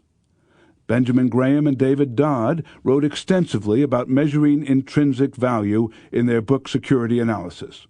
In one passage, for example, they emphasize the difference between objective facts and subjective interpretations of those facts.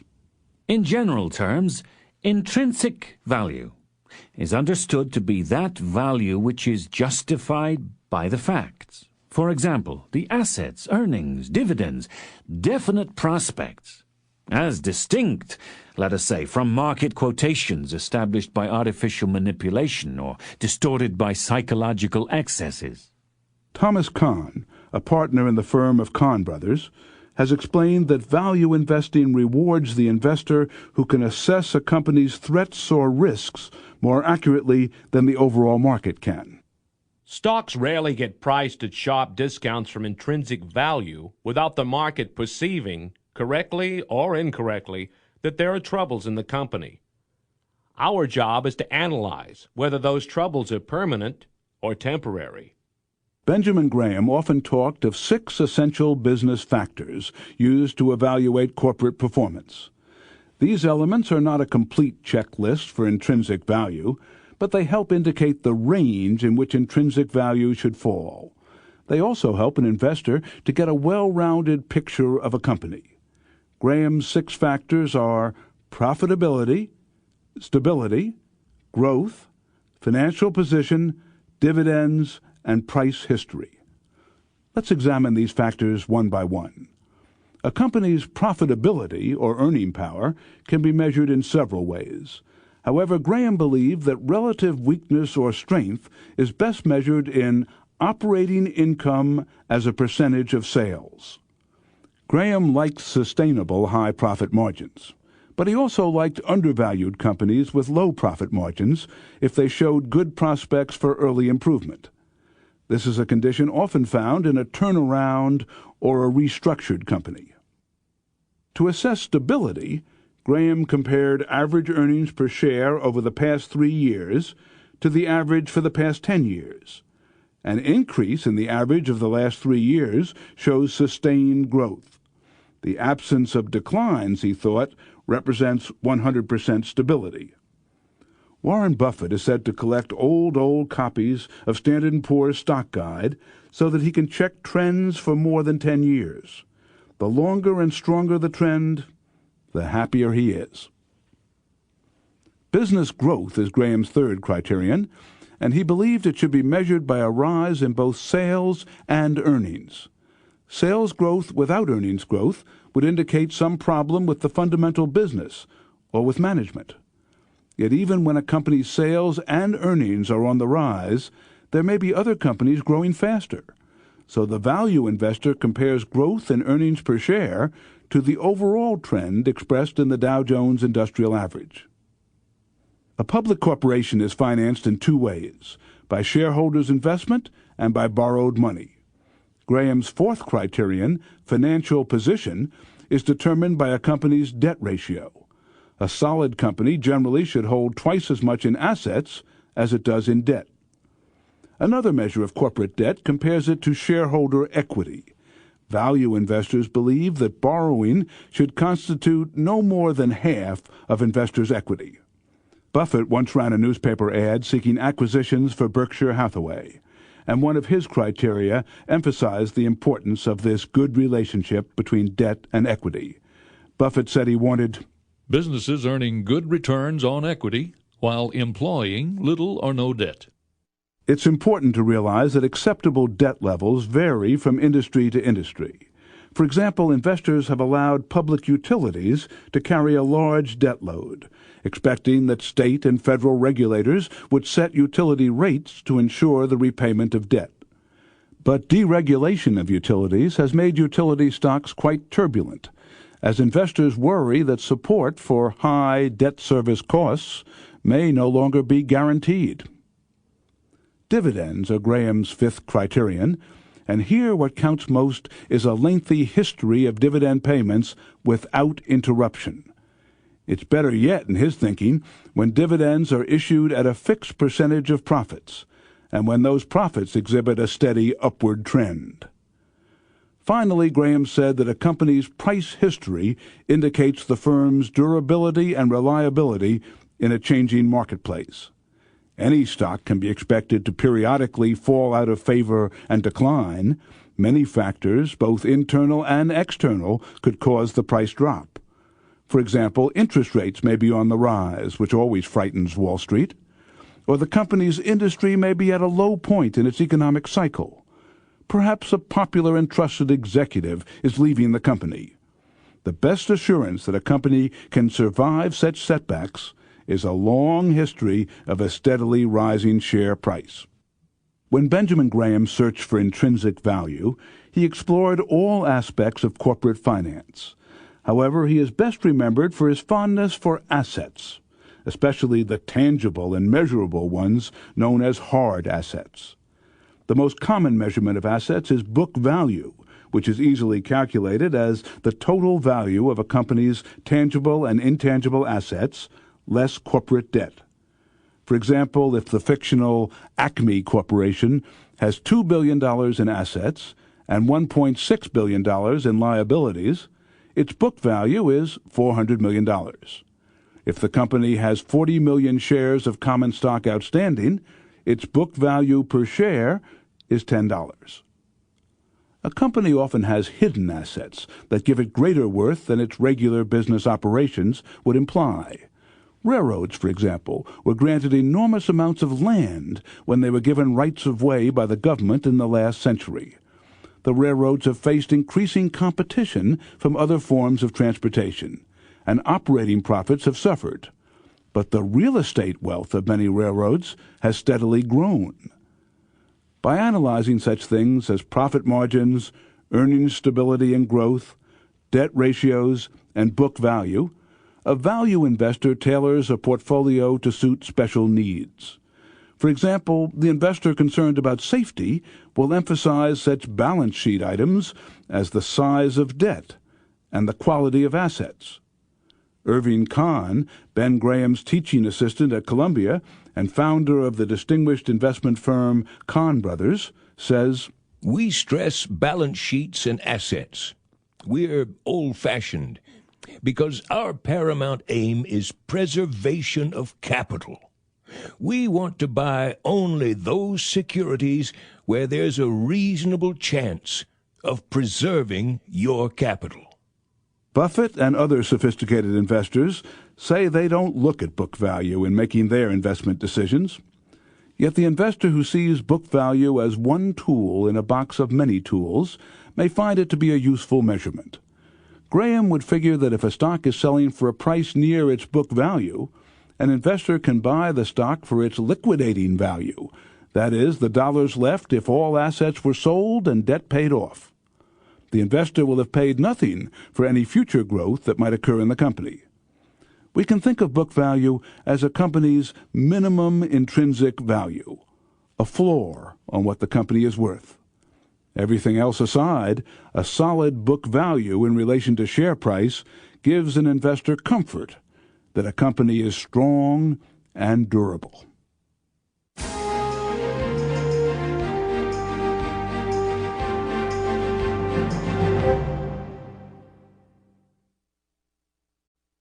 A classic value bargain in a stock can be identified in several ways. The first way compares the stock's earnings or dividends to the fixed yield available from AAA bonds.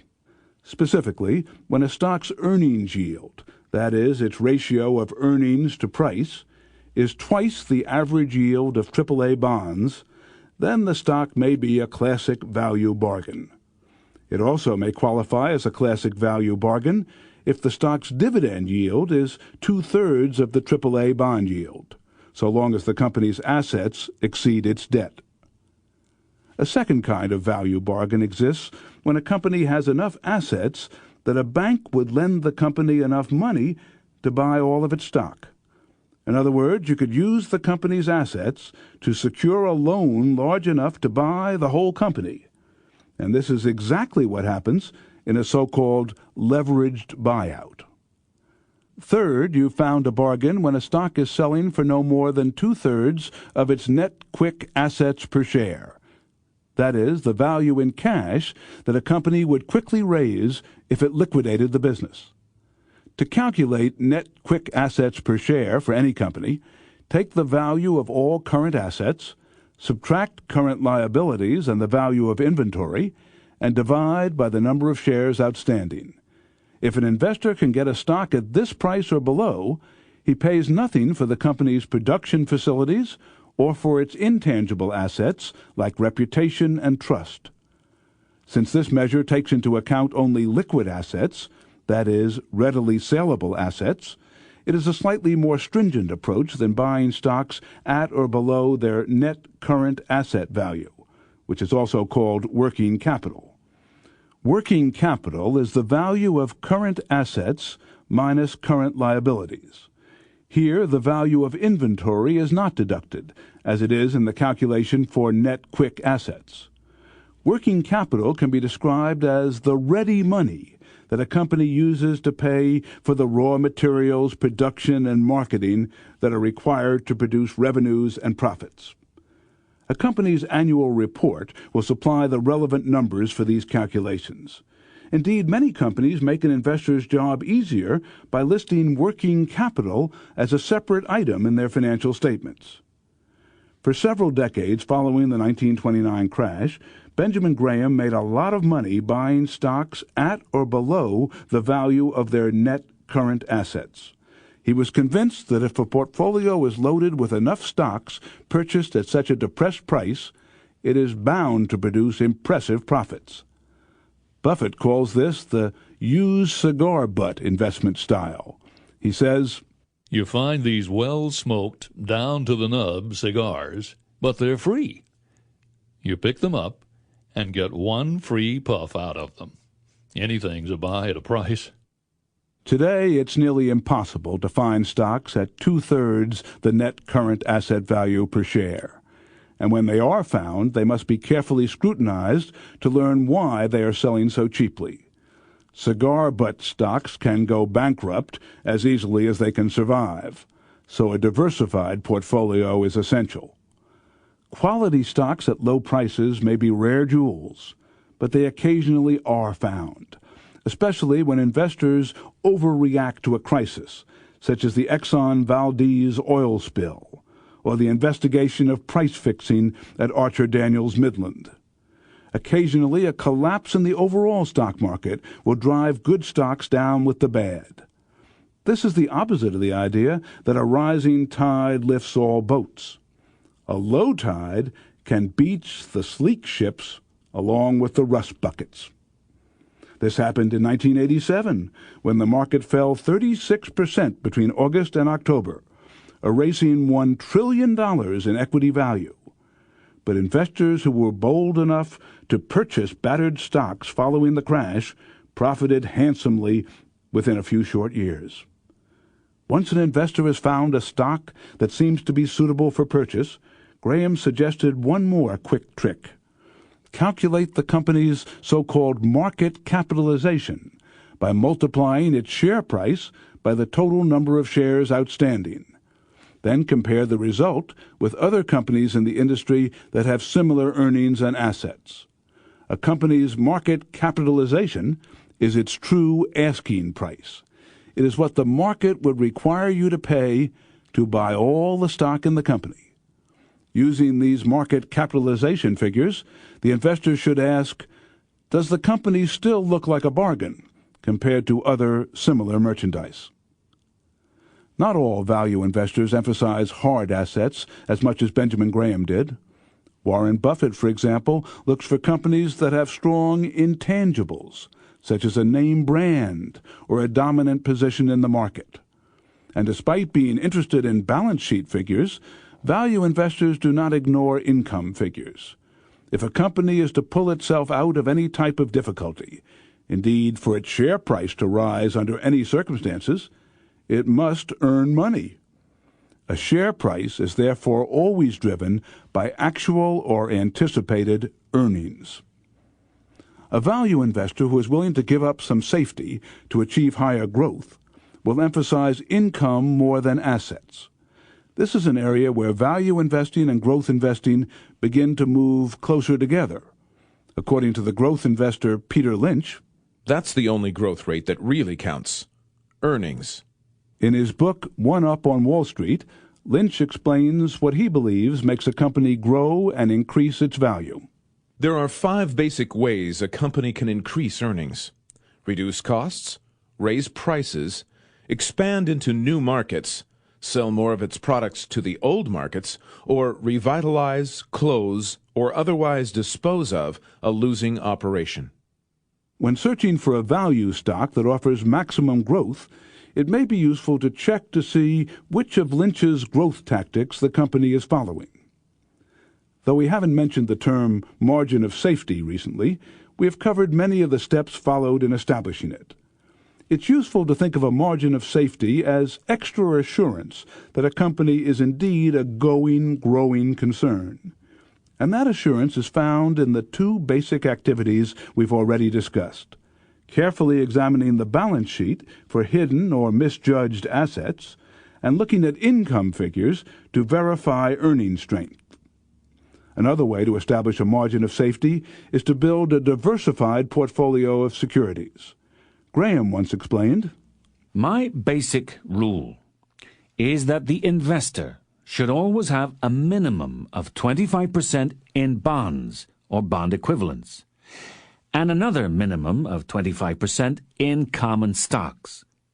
He can divide the other 50% between the two, according to the varying stock and bond prices." Graham himself often owned up to 100 different stocks, but that was because he managed a professional portfolio. Many believe that an individual investor can be adequately diversified with as few as 6 to 10 different stocks. Another advantage of diversification is that if an investor must sell shares to raise cash, he will have a variety of companies to choose from. he can sell the stock that will do the least damage to his portfolio's total return.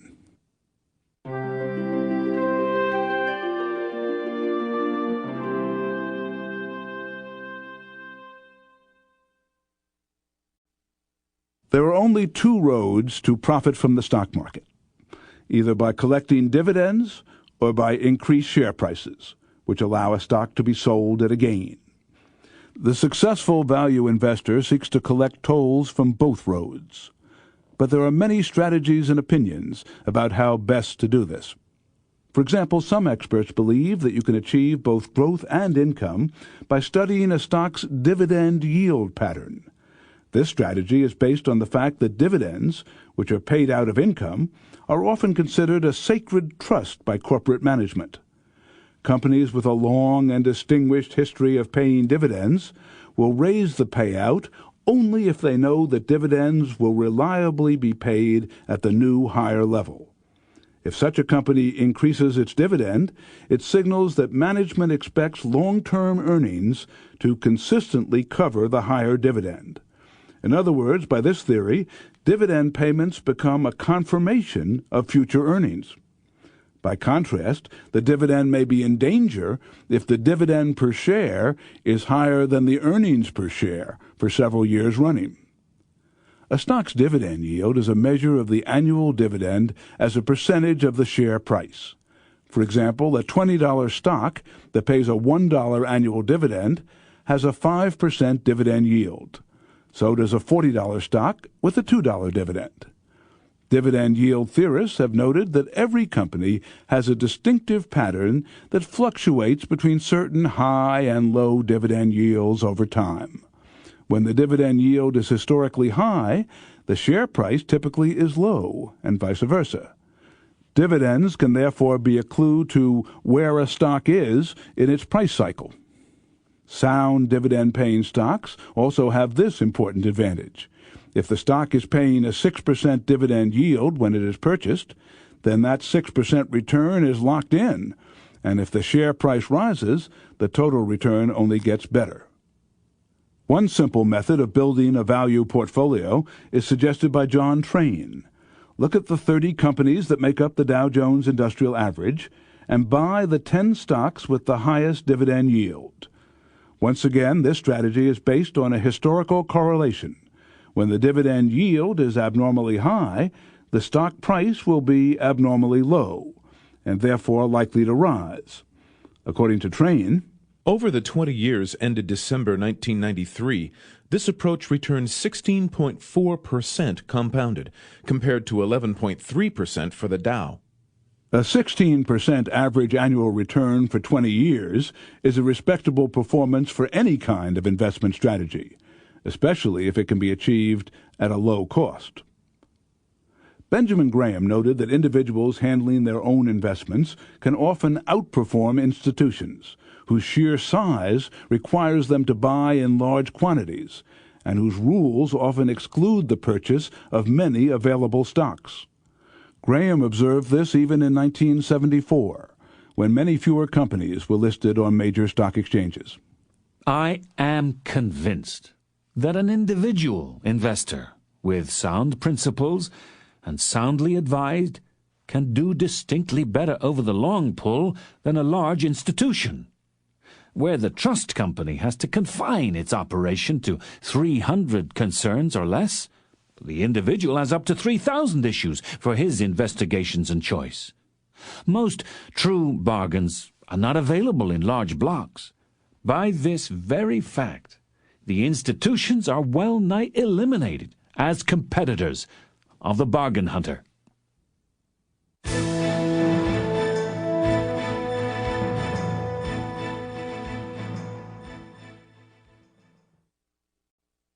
One critic of value investing has complained that it's like watching the grass grow. Indeed, value investing requires patience, for a company's share price may take years to catch up to its value. Ben Graham developed his theories during distressing economic times, and this may explain his conservative, less than exciting approach. In fact, the long-term value investor may never even enjoy the excitement of selling well-performing stocks that continue to be promising. Warren Buffett once declared that he likes long-term holdings the best. Most of our large stock positions are going to be held for many years, and the scorecard on our investment decisions will be provided by business results over that period, and not by prices on any given day. Just as it would be foolish to focus unduly on short-term prospects when acquiring an entire company, we think it equally unsound to become mesmerized by the prospective near-term earnings when purchasing small pieces of a company, for example, marketable common stocks. Buffett makes his point concisely by saying, "My favorite holding time for a stock is forever." Holding a stock for the long term certainly reduces transaction costs. It also delays the cost of taxes, for until the shares are sold, taxes are paid only on dividends. The value investing style produces a low-cost, low-maintenance investment portfolio. But investors should not think of it as a cookbook approach to buying and selling stocks. A value investor typically looks at numbers and plays with a few formulas, but no mysterious math tricks are necessary. As taught by Benjamin Graham, value investing is more of a philosophy than a technique. It is an approach, an attitude, a style. Investor William Ruane, who met Warren Buffett in Graham's class at Columbia and later founded the Sequoia Fund, says that Warren Buffett has significantly expanded the style and scope of the old master. In Ruane's memorable analogy, Graham wrote the Old Testament and Buffett wrote the New Testament on value investing.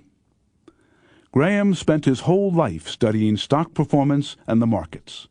He and Buffett continually searched for a simpler, more reliable way to pick stocks. Value investing has evolved over the years, and there are always new ways to spot a bargain. Author Andrew Weiss has explained why he's convinced that value investors should never lock into a rigid strategy. Value investing is just standard economics. Think logically about what you're doing. Think about it without emotion. And think about what makes sense.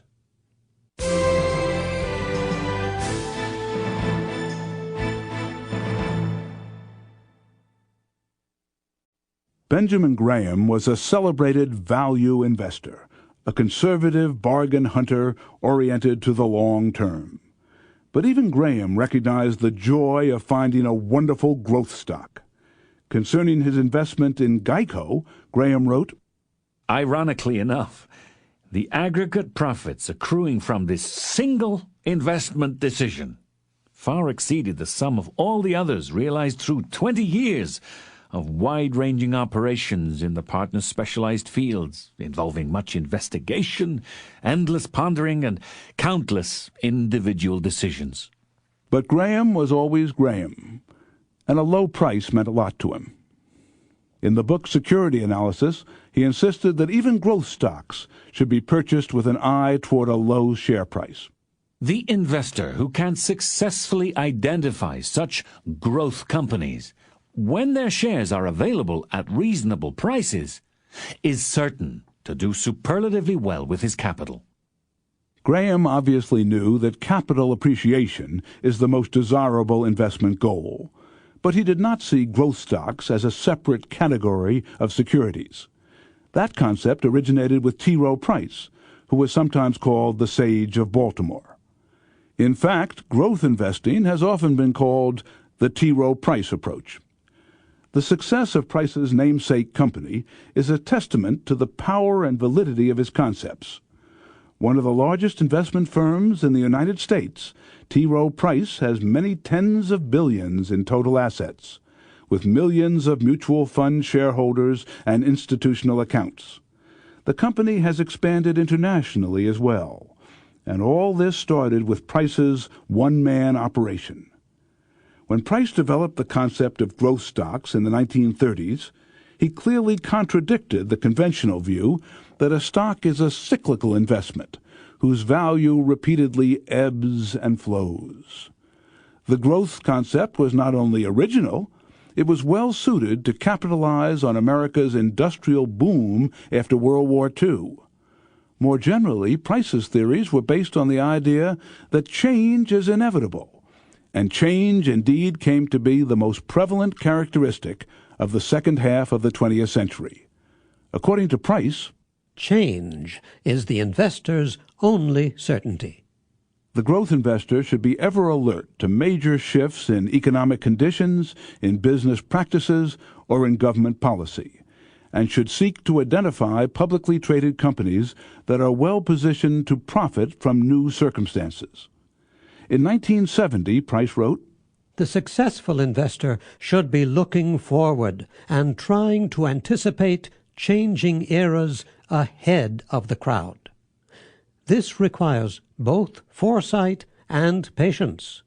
The timing of the change is often difficult to identify because the change is gradual and irregular, like the waves in a changing tide." Only a small jogging of the memory is needed to recall some of the developments that have led to investment opportunity. The Acorn Fund noted in its 1976 annual report, As previous examples of such trends, one could pick Xerox changing the office machinery industry, the jet airplane changing the airline industry, and the air conditioner making possible the New South. Imagine the investment results that were achieved by those who anticipated the demise of carbon paper and the rise of the copy machine. To profit from change, the investor must figure out which companies will benefit, directly or indirectly, from new developments. Xerox and IBM directly benefited from the copying and computing technologies that they created and sold. The South and Southwest indirectly benefited from air conditioning because they were the buyers who put the technology to good use. For example, the gaming industry in Las Vegas would not exist were it not for air conditioning. Speaking more generally, companies that get into the path of change, if they have good management and some luck, will be the growth stocks of the future. Even the famous value investor Warren Buffett has caught on to many of Price's concepts. Buffett once told his shareholders, Like Wayne Gretzky says, go where the puck is going, not where it is.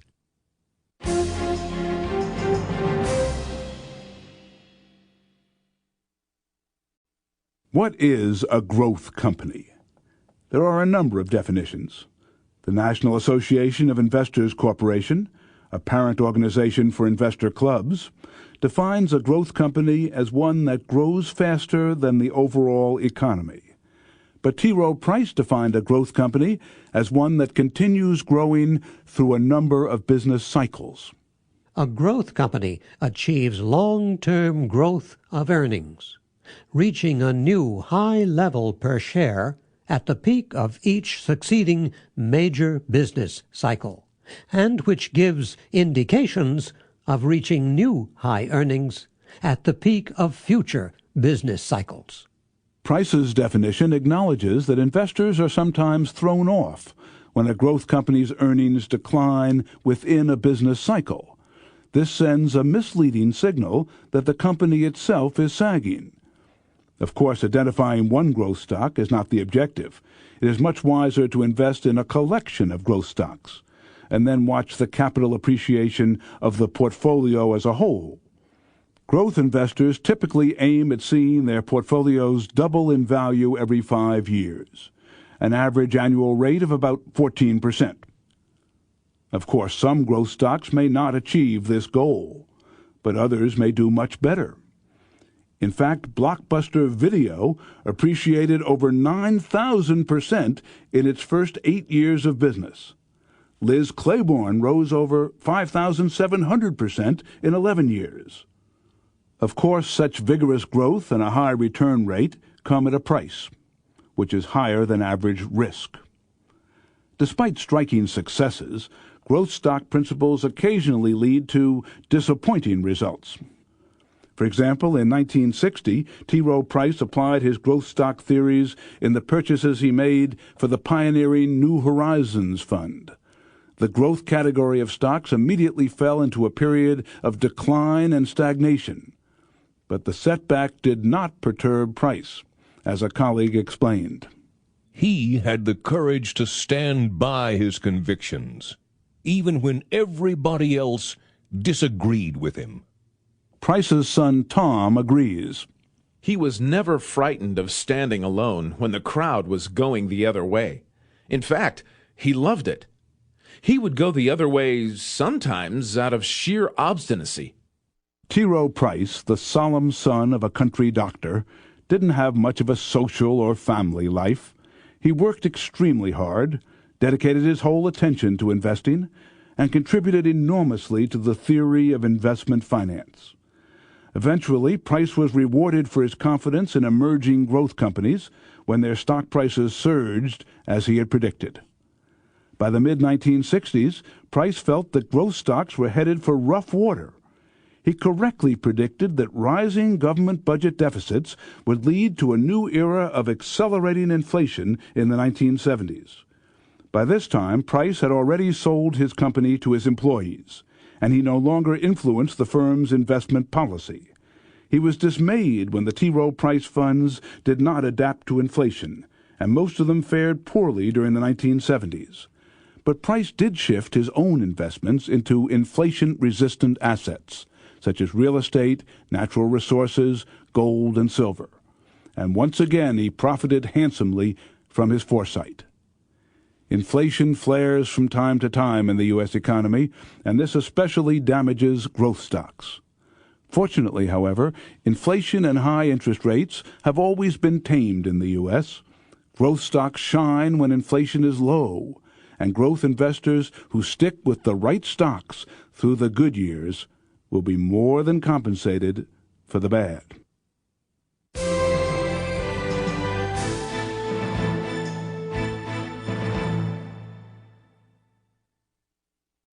One quality that distinguished T. Rowe Price from Ben Graham was Price's attitude concerning which factors influence investment performance.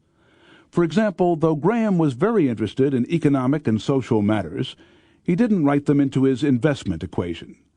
Price's outlook, however, was often based on his analysis of social, political, and economic trends. Price always had his eye on the future, and he declared that he liked to get in on the action early. It is better to be too early than too late in recognizing the passing of one era and the waning of old investment favorites, and the advent of a new era affording new opportunities for the investor. John Train agrees that the key is to identify growth companies early. This might be compared to buying a field planted with seedlings and watching them grow into mature trees. If you stay with a collection of strongly growing enterprises year after year, you will, in time, get rich. There are two main ways to detect great growth stocks. One is to figure out which industries have brilliant futures, and then to buy a sprinkling of the strongest companies in those industries, including suppliers and customers.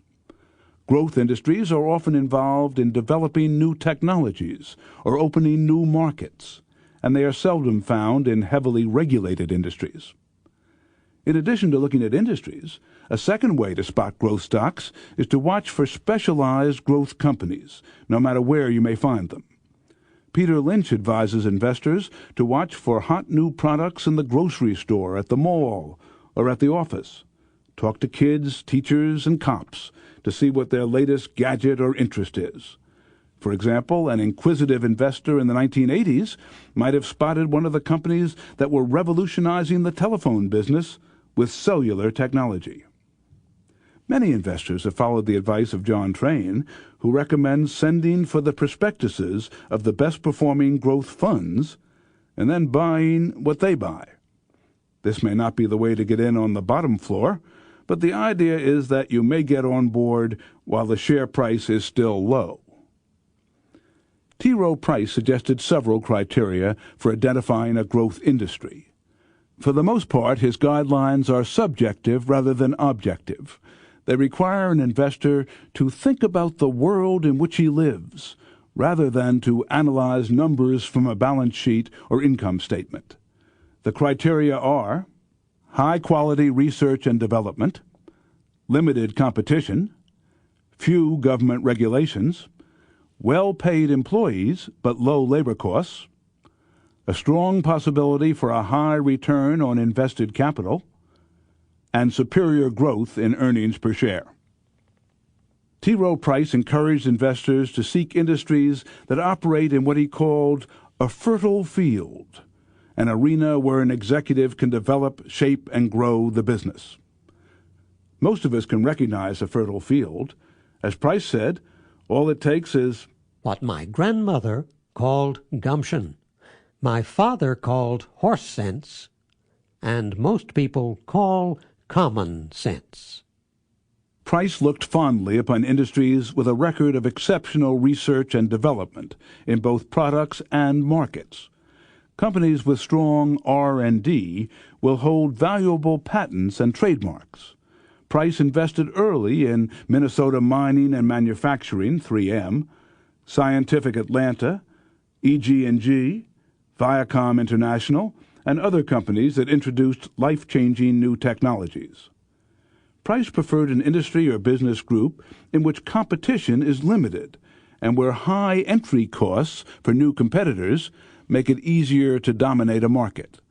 The high entry cost may be in capital, or it may be in the need for some superior skill or knowledge.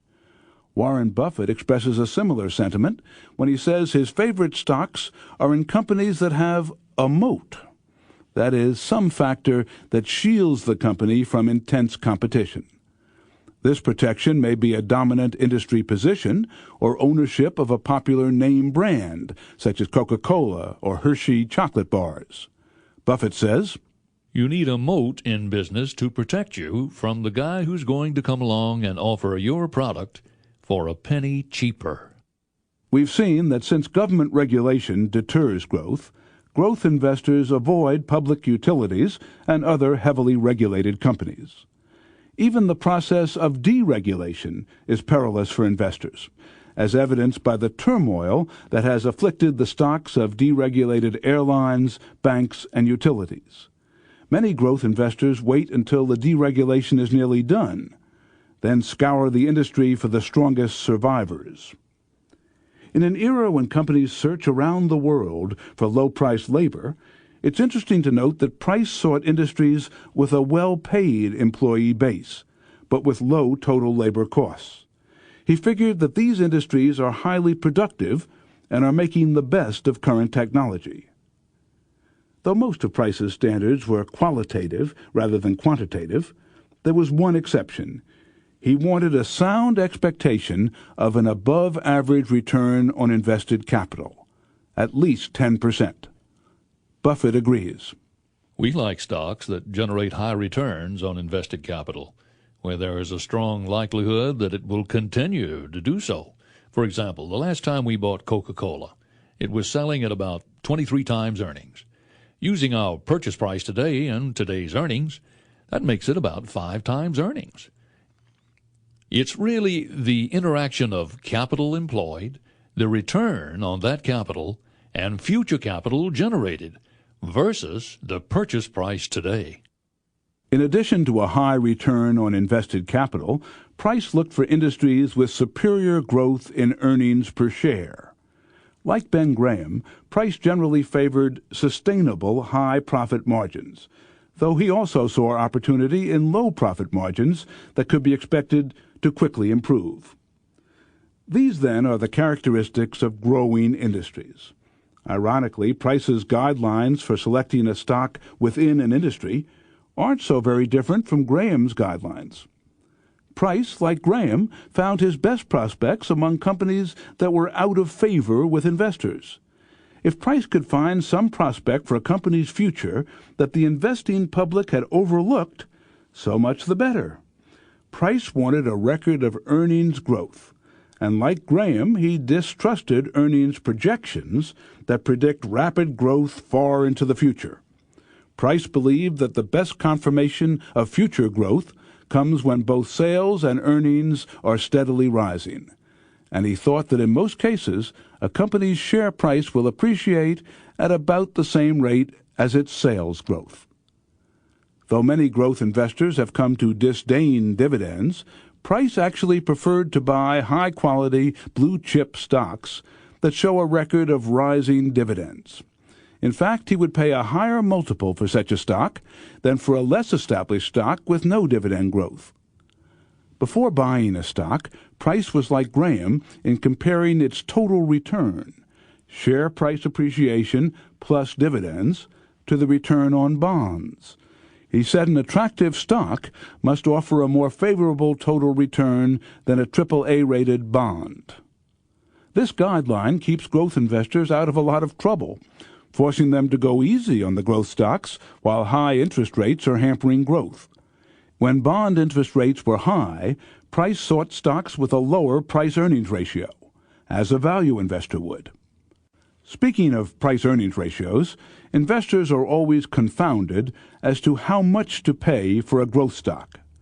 James Broadfoot, a specialist in emerging growth stocks, says, Growth investors don't ignore price-earnings ratios any more than value investors ignore earnings.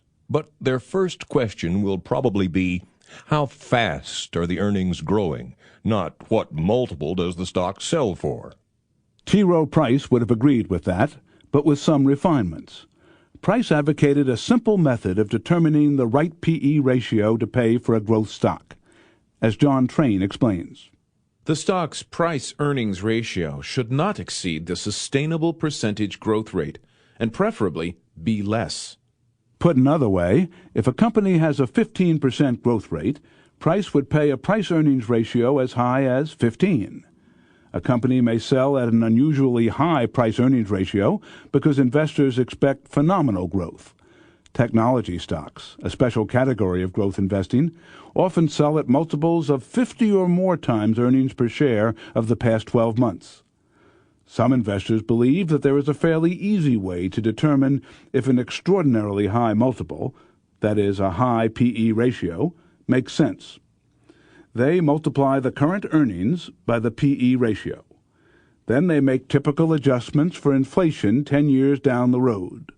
A 3 to 5% annual inflation rate is usually appropriate. If this produces a 10-year-out share price that sounds reasonable, then they conclude that perhaps the high multiple is justified. Still, caution is in order. There is a danger that the high multiple is merely a result of excessive investor enthusiasm, the end phase of a bull market, or an over-enthusiastic quest for the next hot stock. T. Rowe Price also used an even simpler way of evaluating a stock's price-earnings ratio. He studied the range of price-earnings ratios for that stock over the past few market cycles and concluded that an appropriate price-earnings ratio will be no more than 33% higher than the stock's lowest multiple during those periods. This historical analysis is especially important when an investor thinks the market may be at the very beginning or end of a bull or bear phase. History may put a share price in its proper perspective.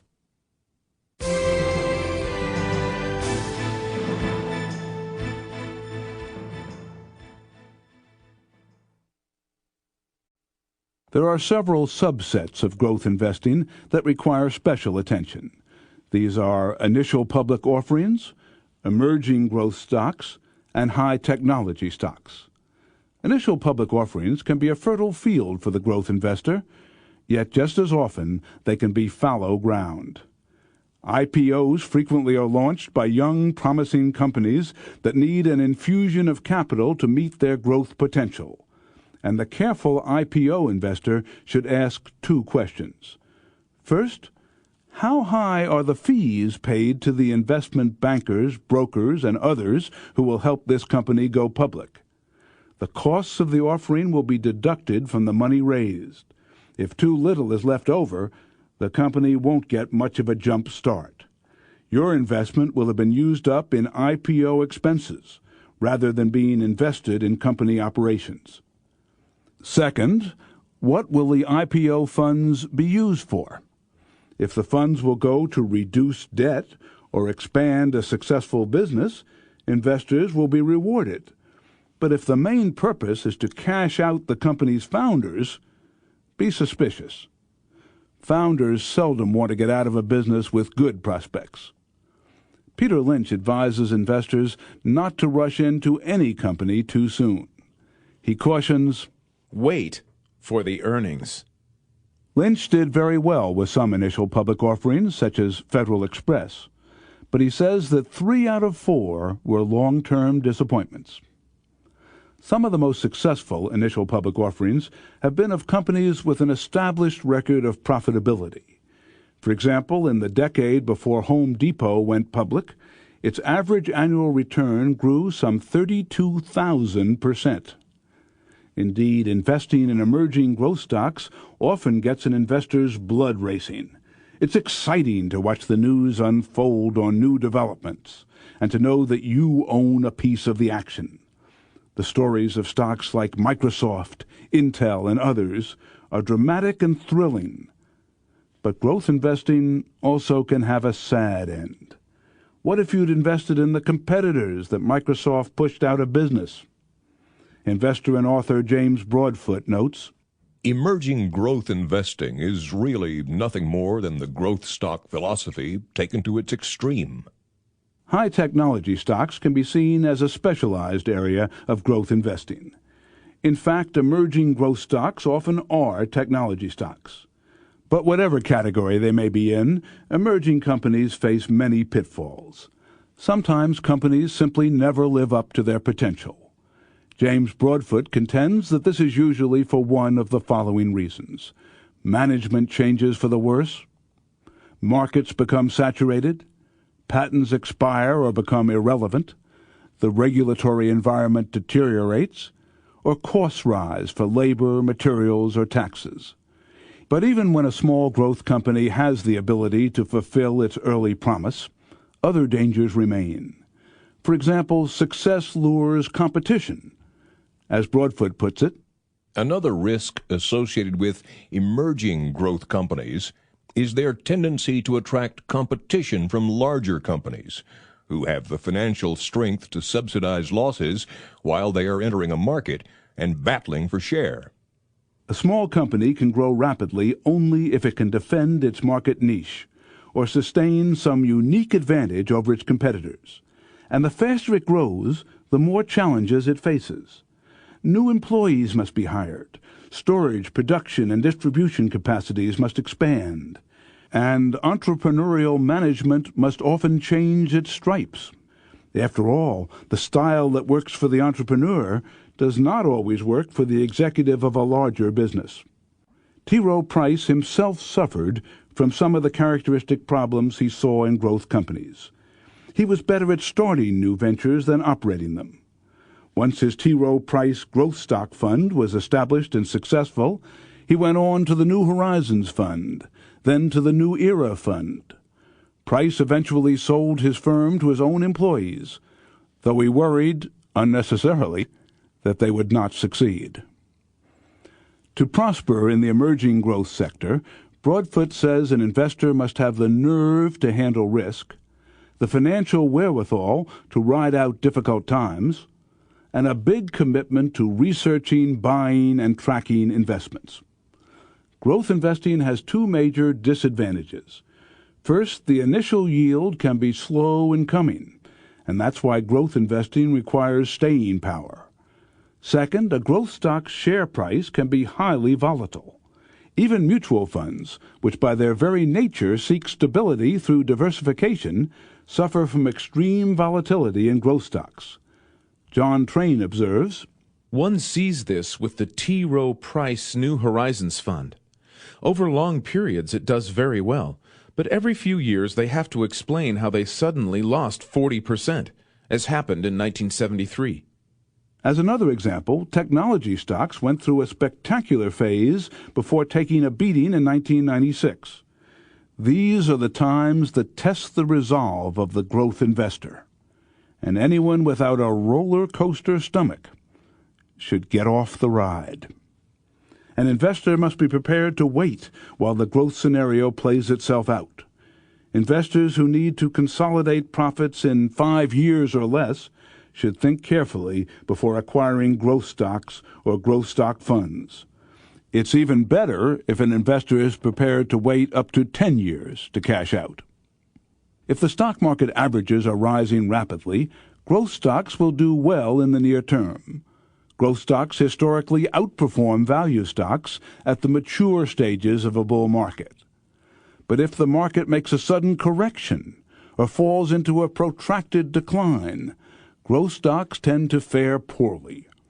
For this reason, growth investments are particularly well suited for people who are at least 10 years away from retirement. They also work nicely in the portfolio of a young professional or in a child's college fund.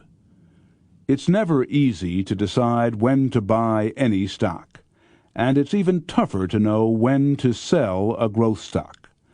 How patient must you be when a company's share price fails to take off? And how long do you ride the growth cycle before capturing profits? Investors also become emotionally attached to stocks that have performed wonderfully in the past. They sometimes don't realize that the growth phase is over, which at best is a difficult thing to recognize. Even T. Rowe Price admitted that he didn't know exactly when a stock had finished the long, good race.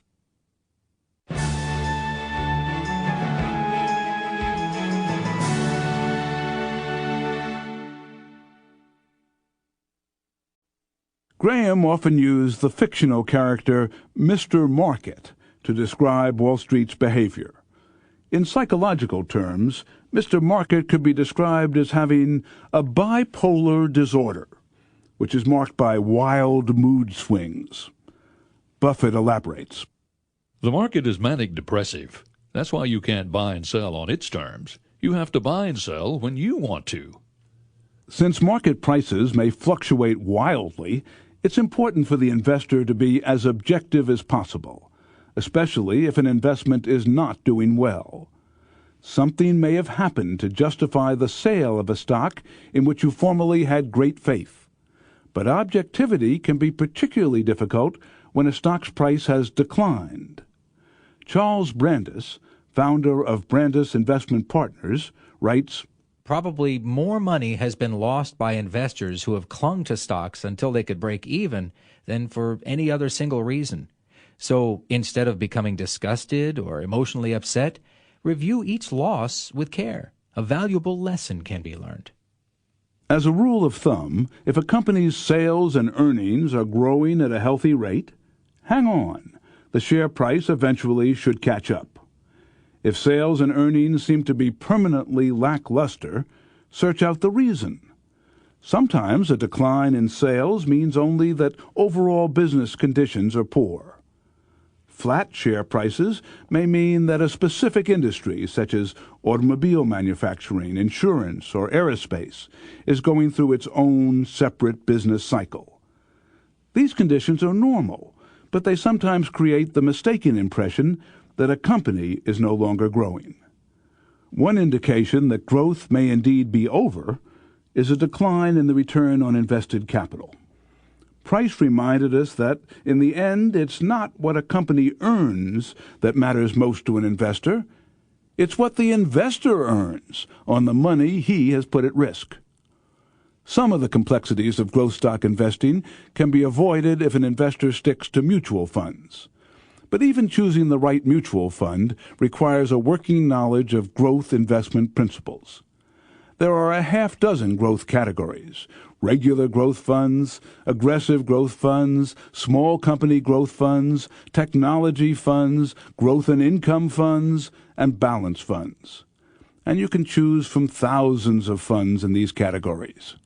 The Directory of Mutual Funds and Other Investment Companies lists about 6,000 mutual funds and uses 5 pages of small type to list just the standard growth funds alone.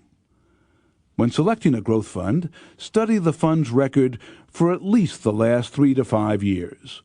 10-year performance figures can be even more revealing.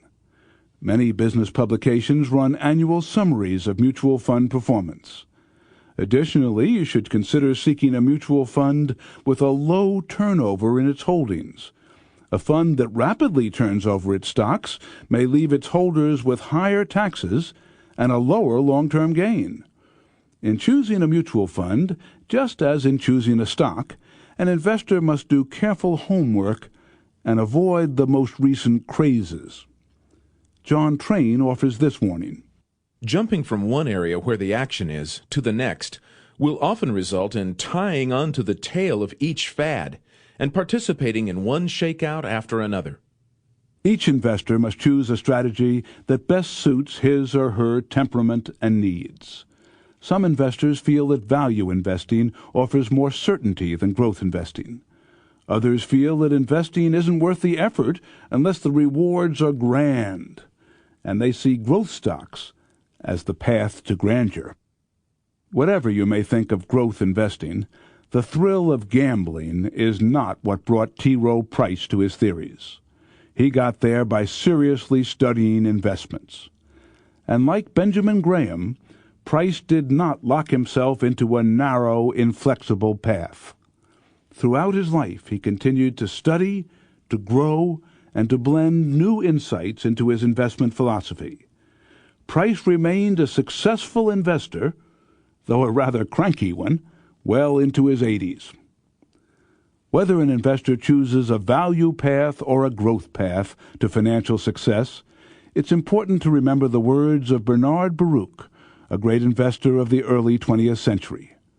Baruch emphasized that it's vitally important to assess investments with discipline, common sense, and a sober perspective, especially at times when emotions can carry us away. Baruch had in mind the dreadful stock market crash of 1929, but his warning applies to any investment market. I have always thought that if even in the very presence of dizzyingly spiraling stock prices we had all continuously repeated, 2 and 2 still makes 4, much of the evil might have been averted.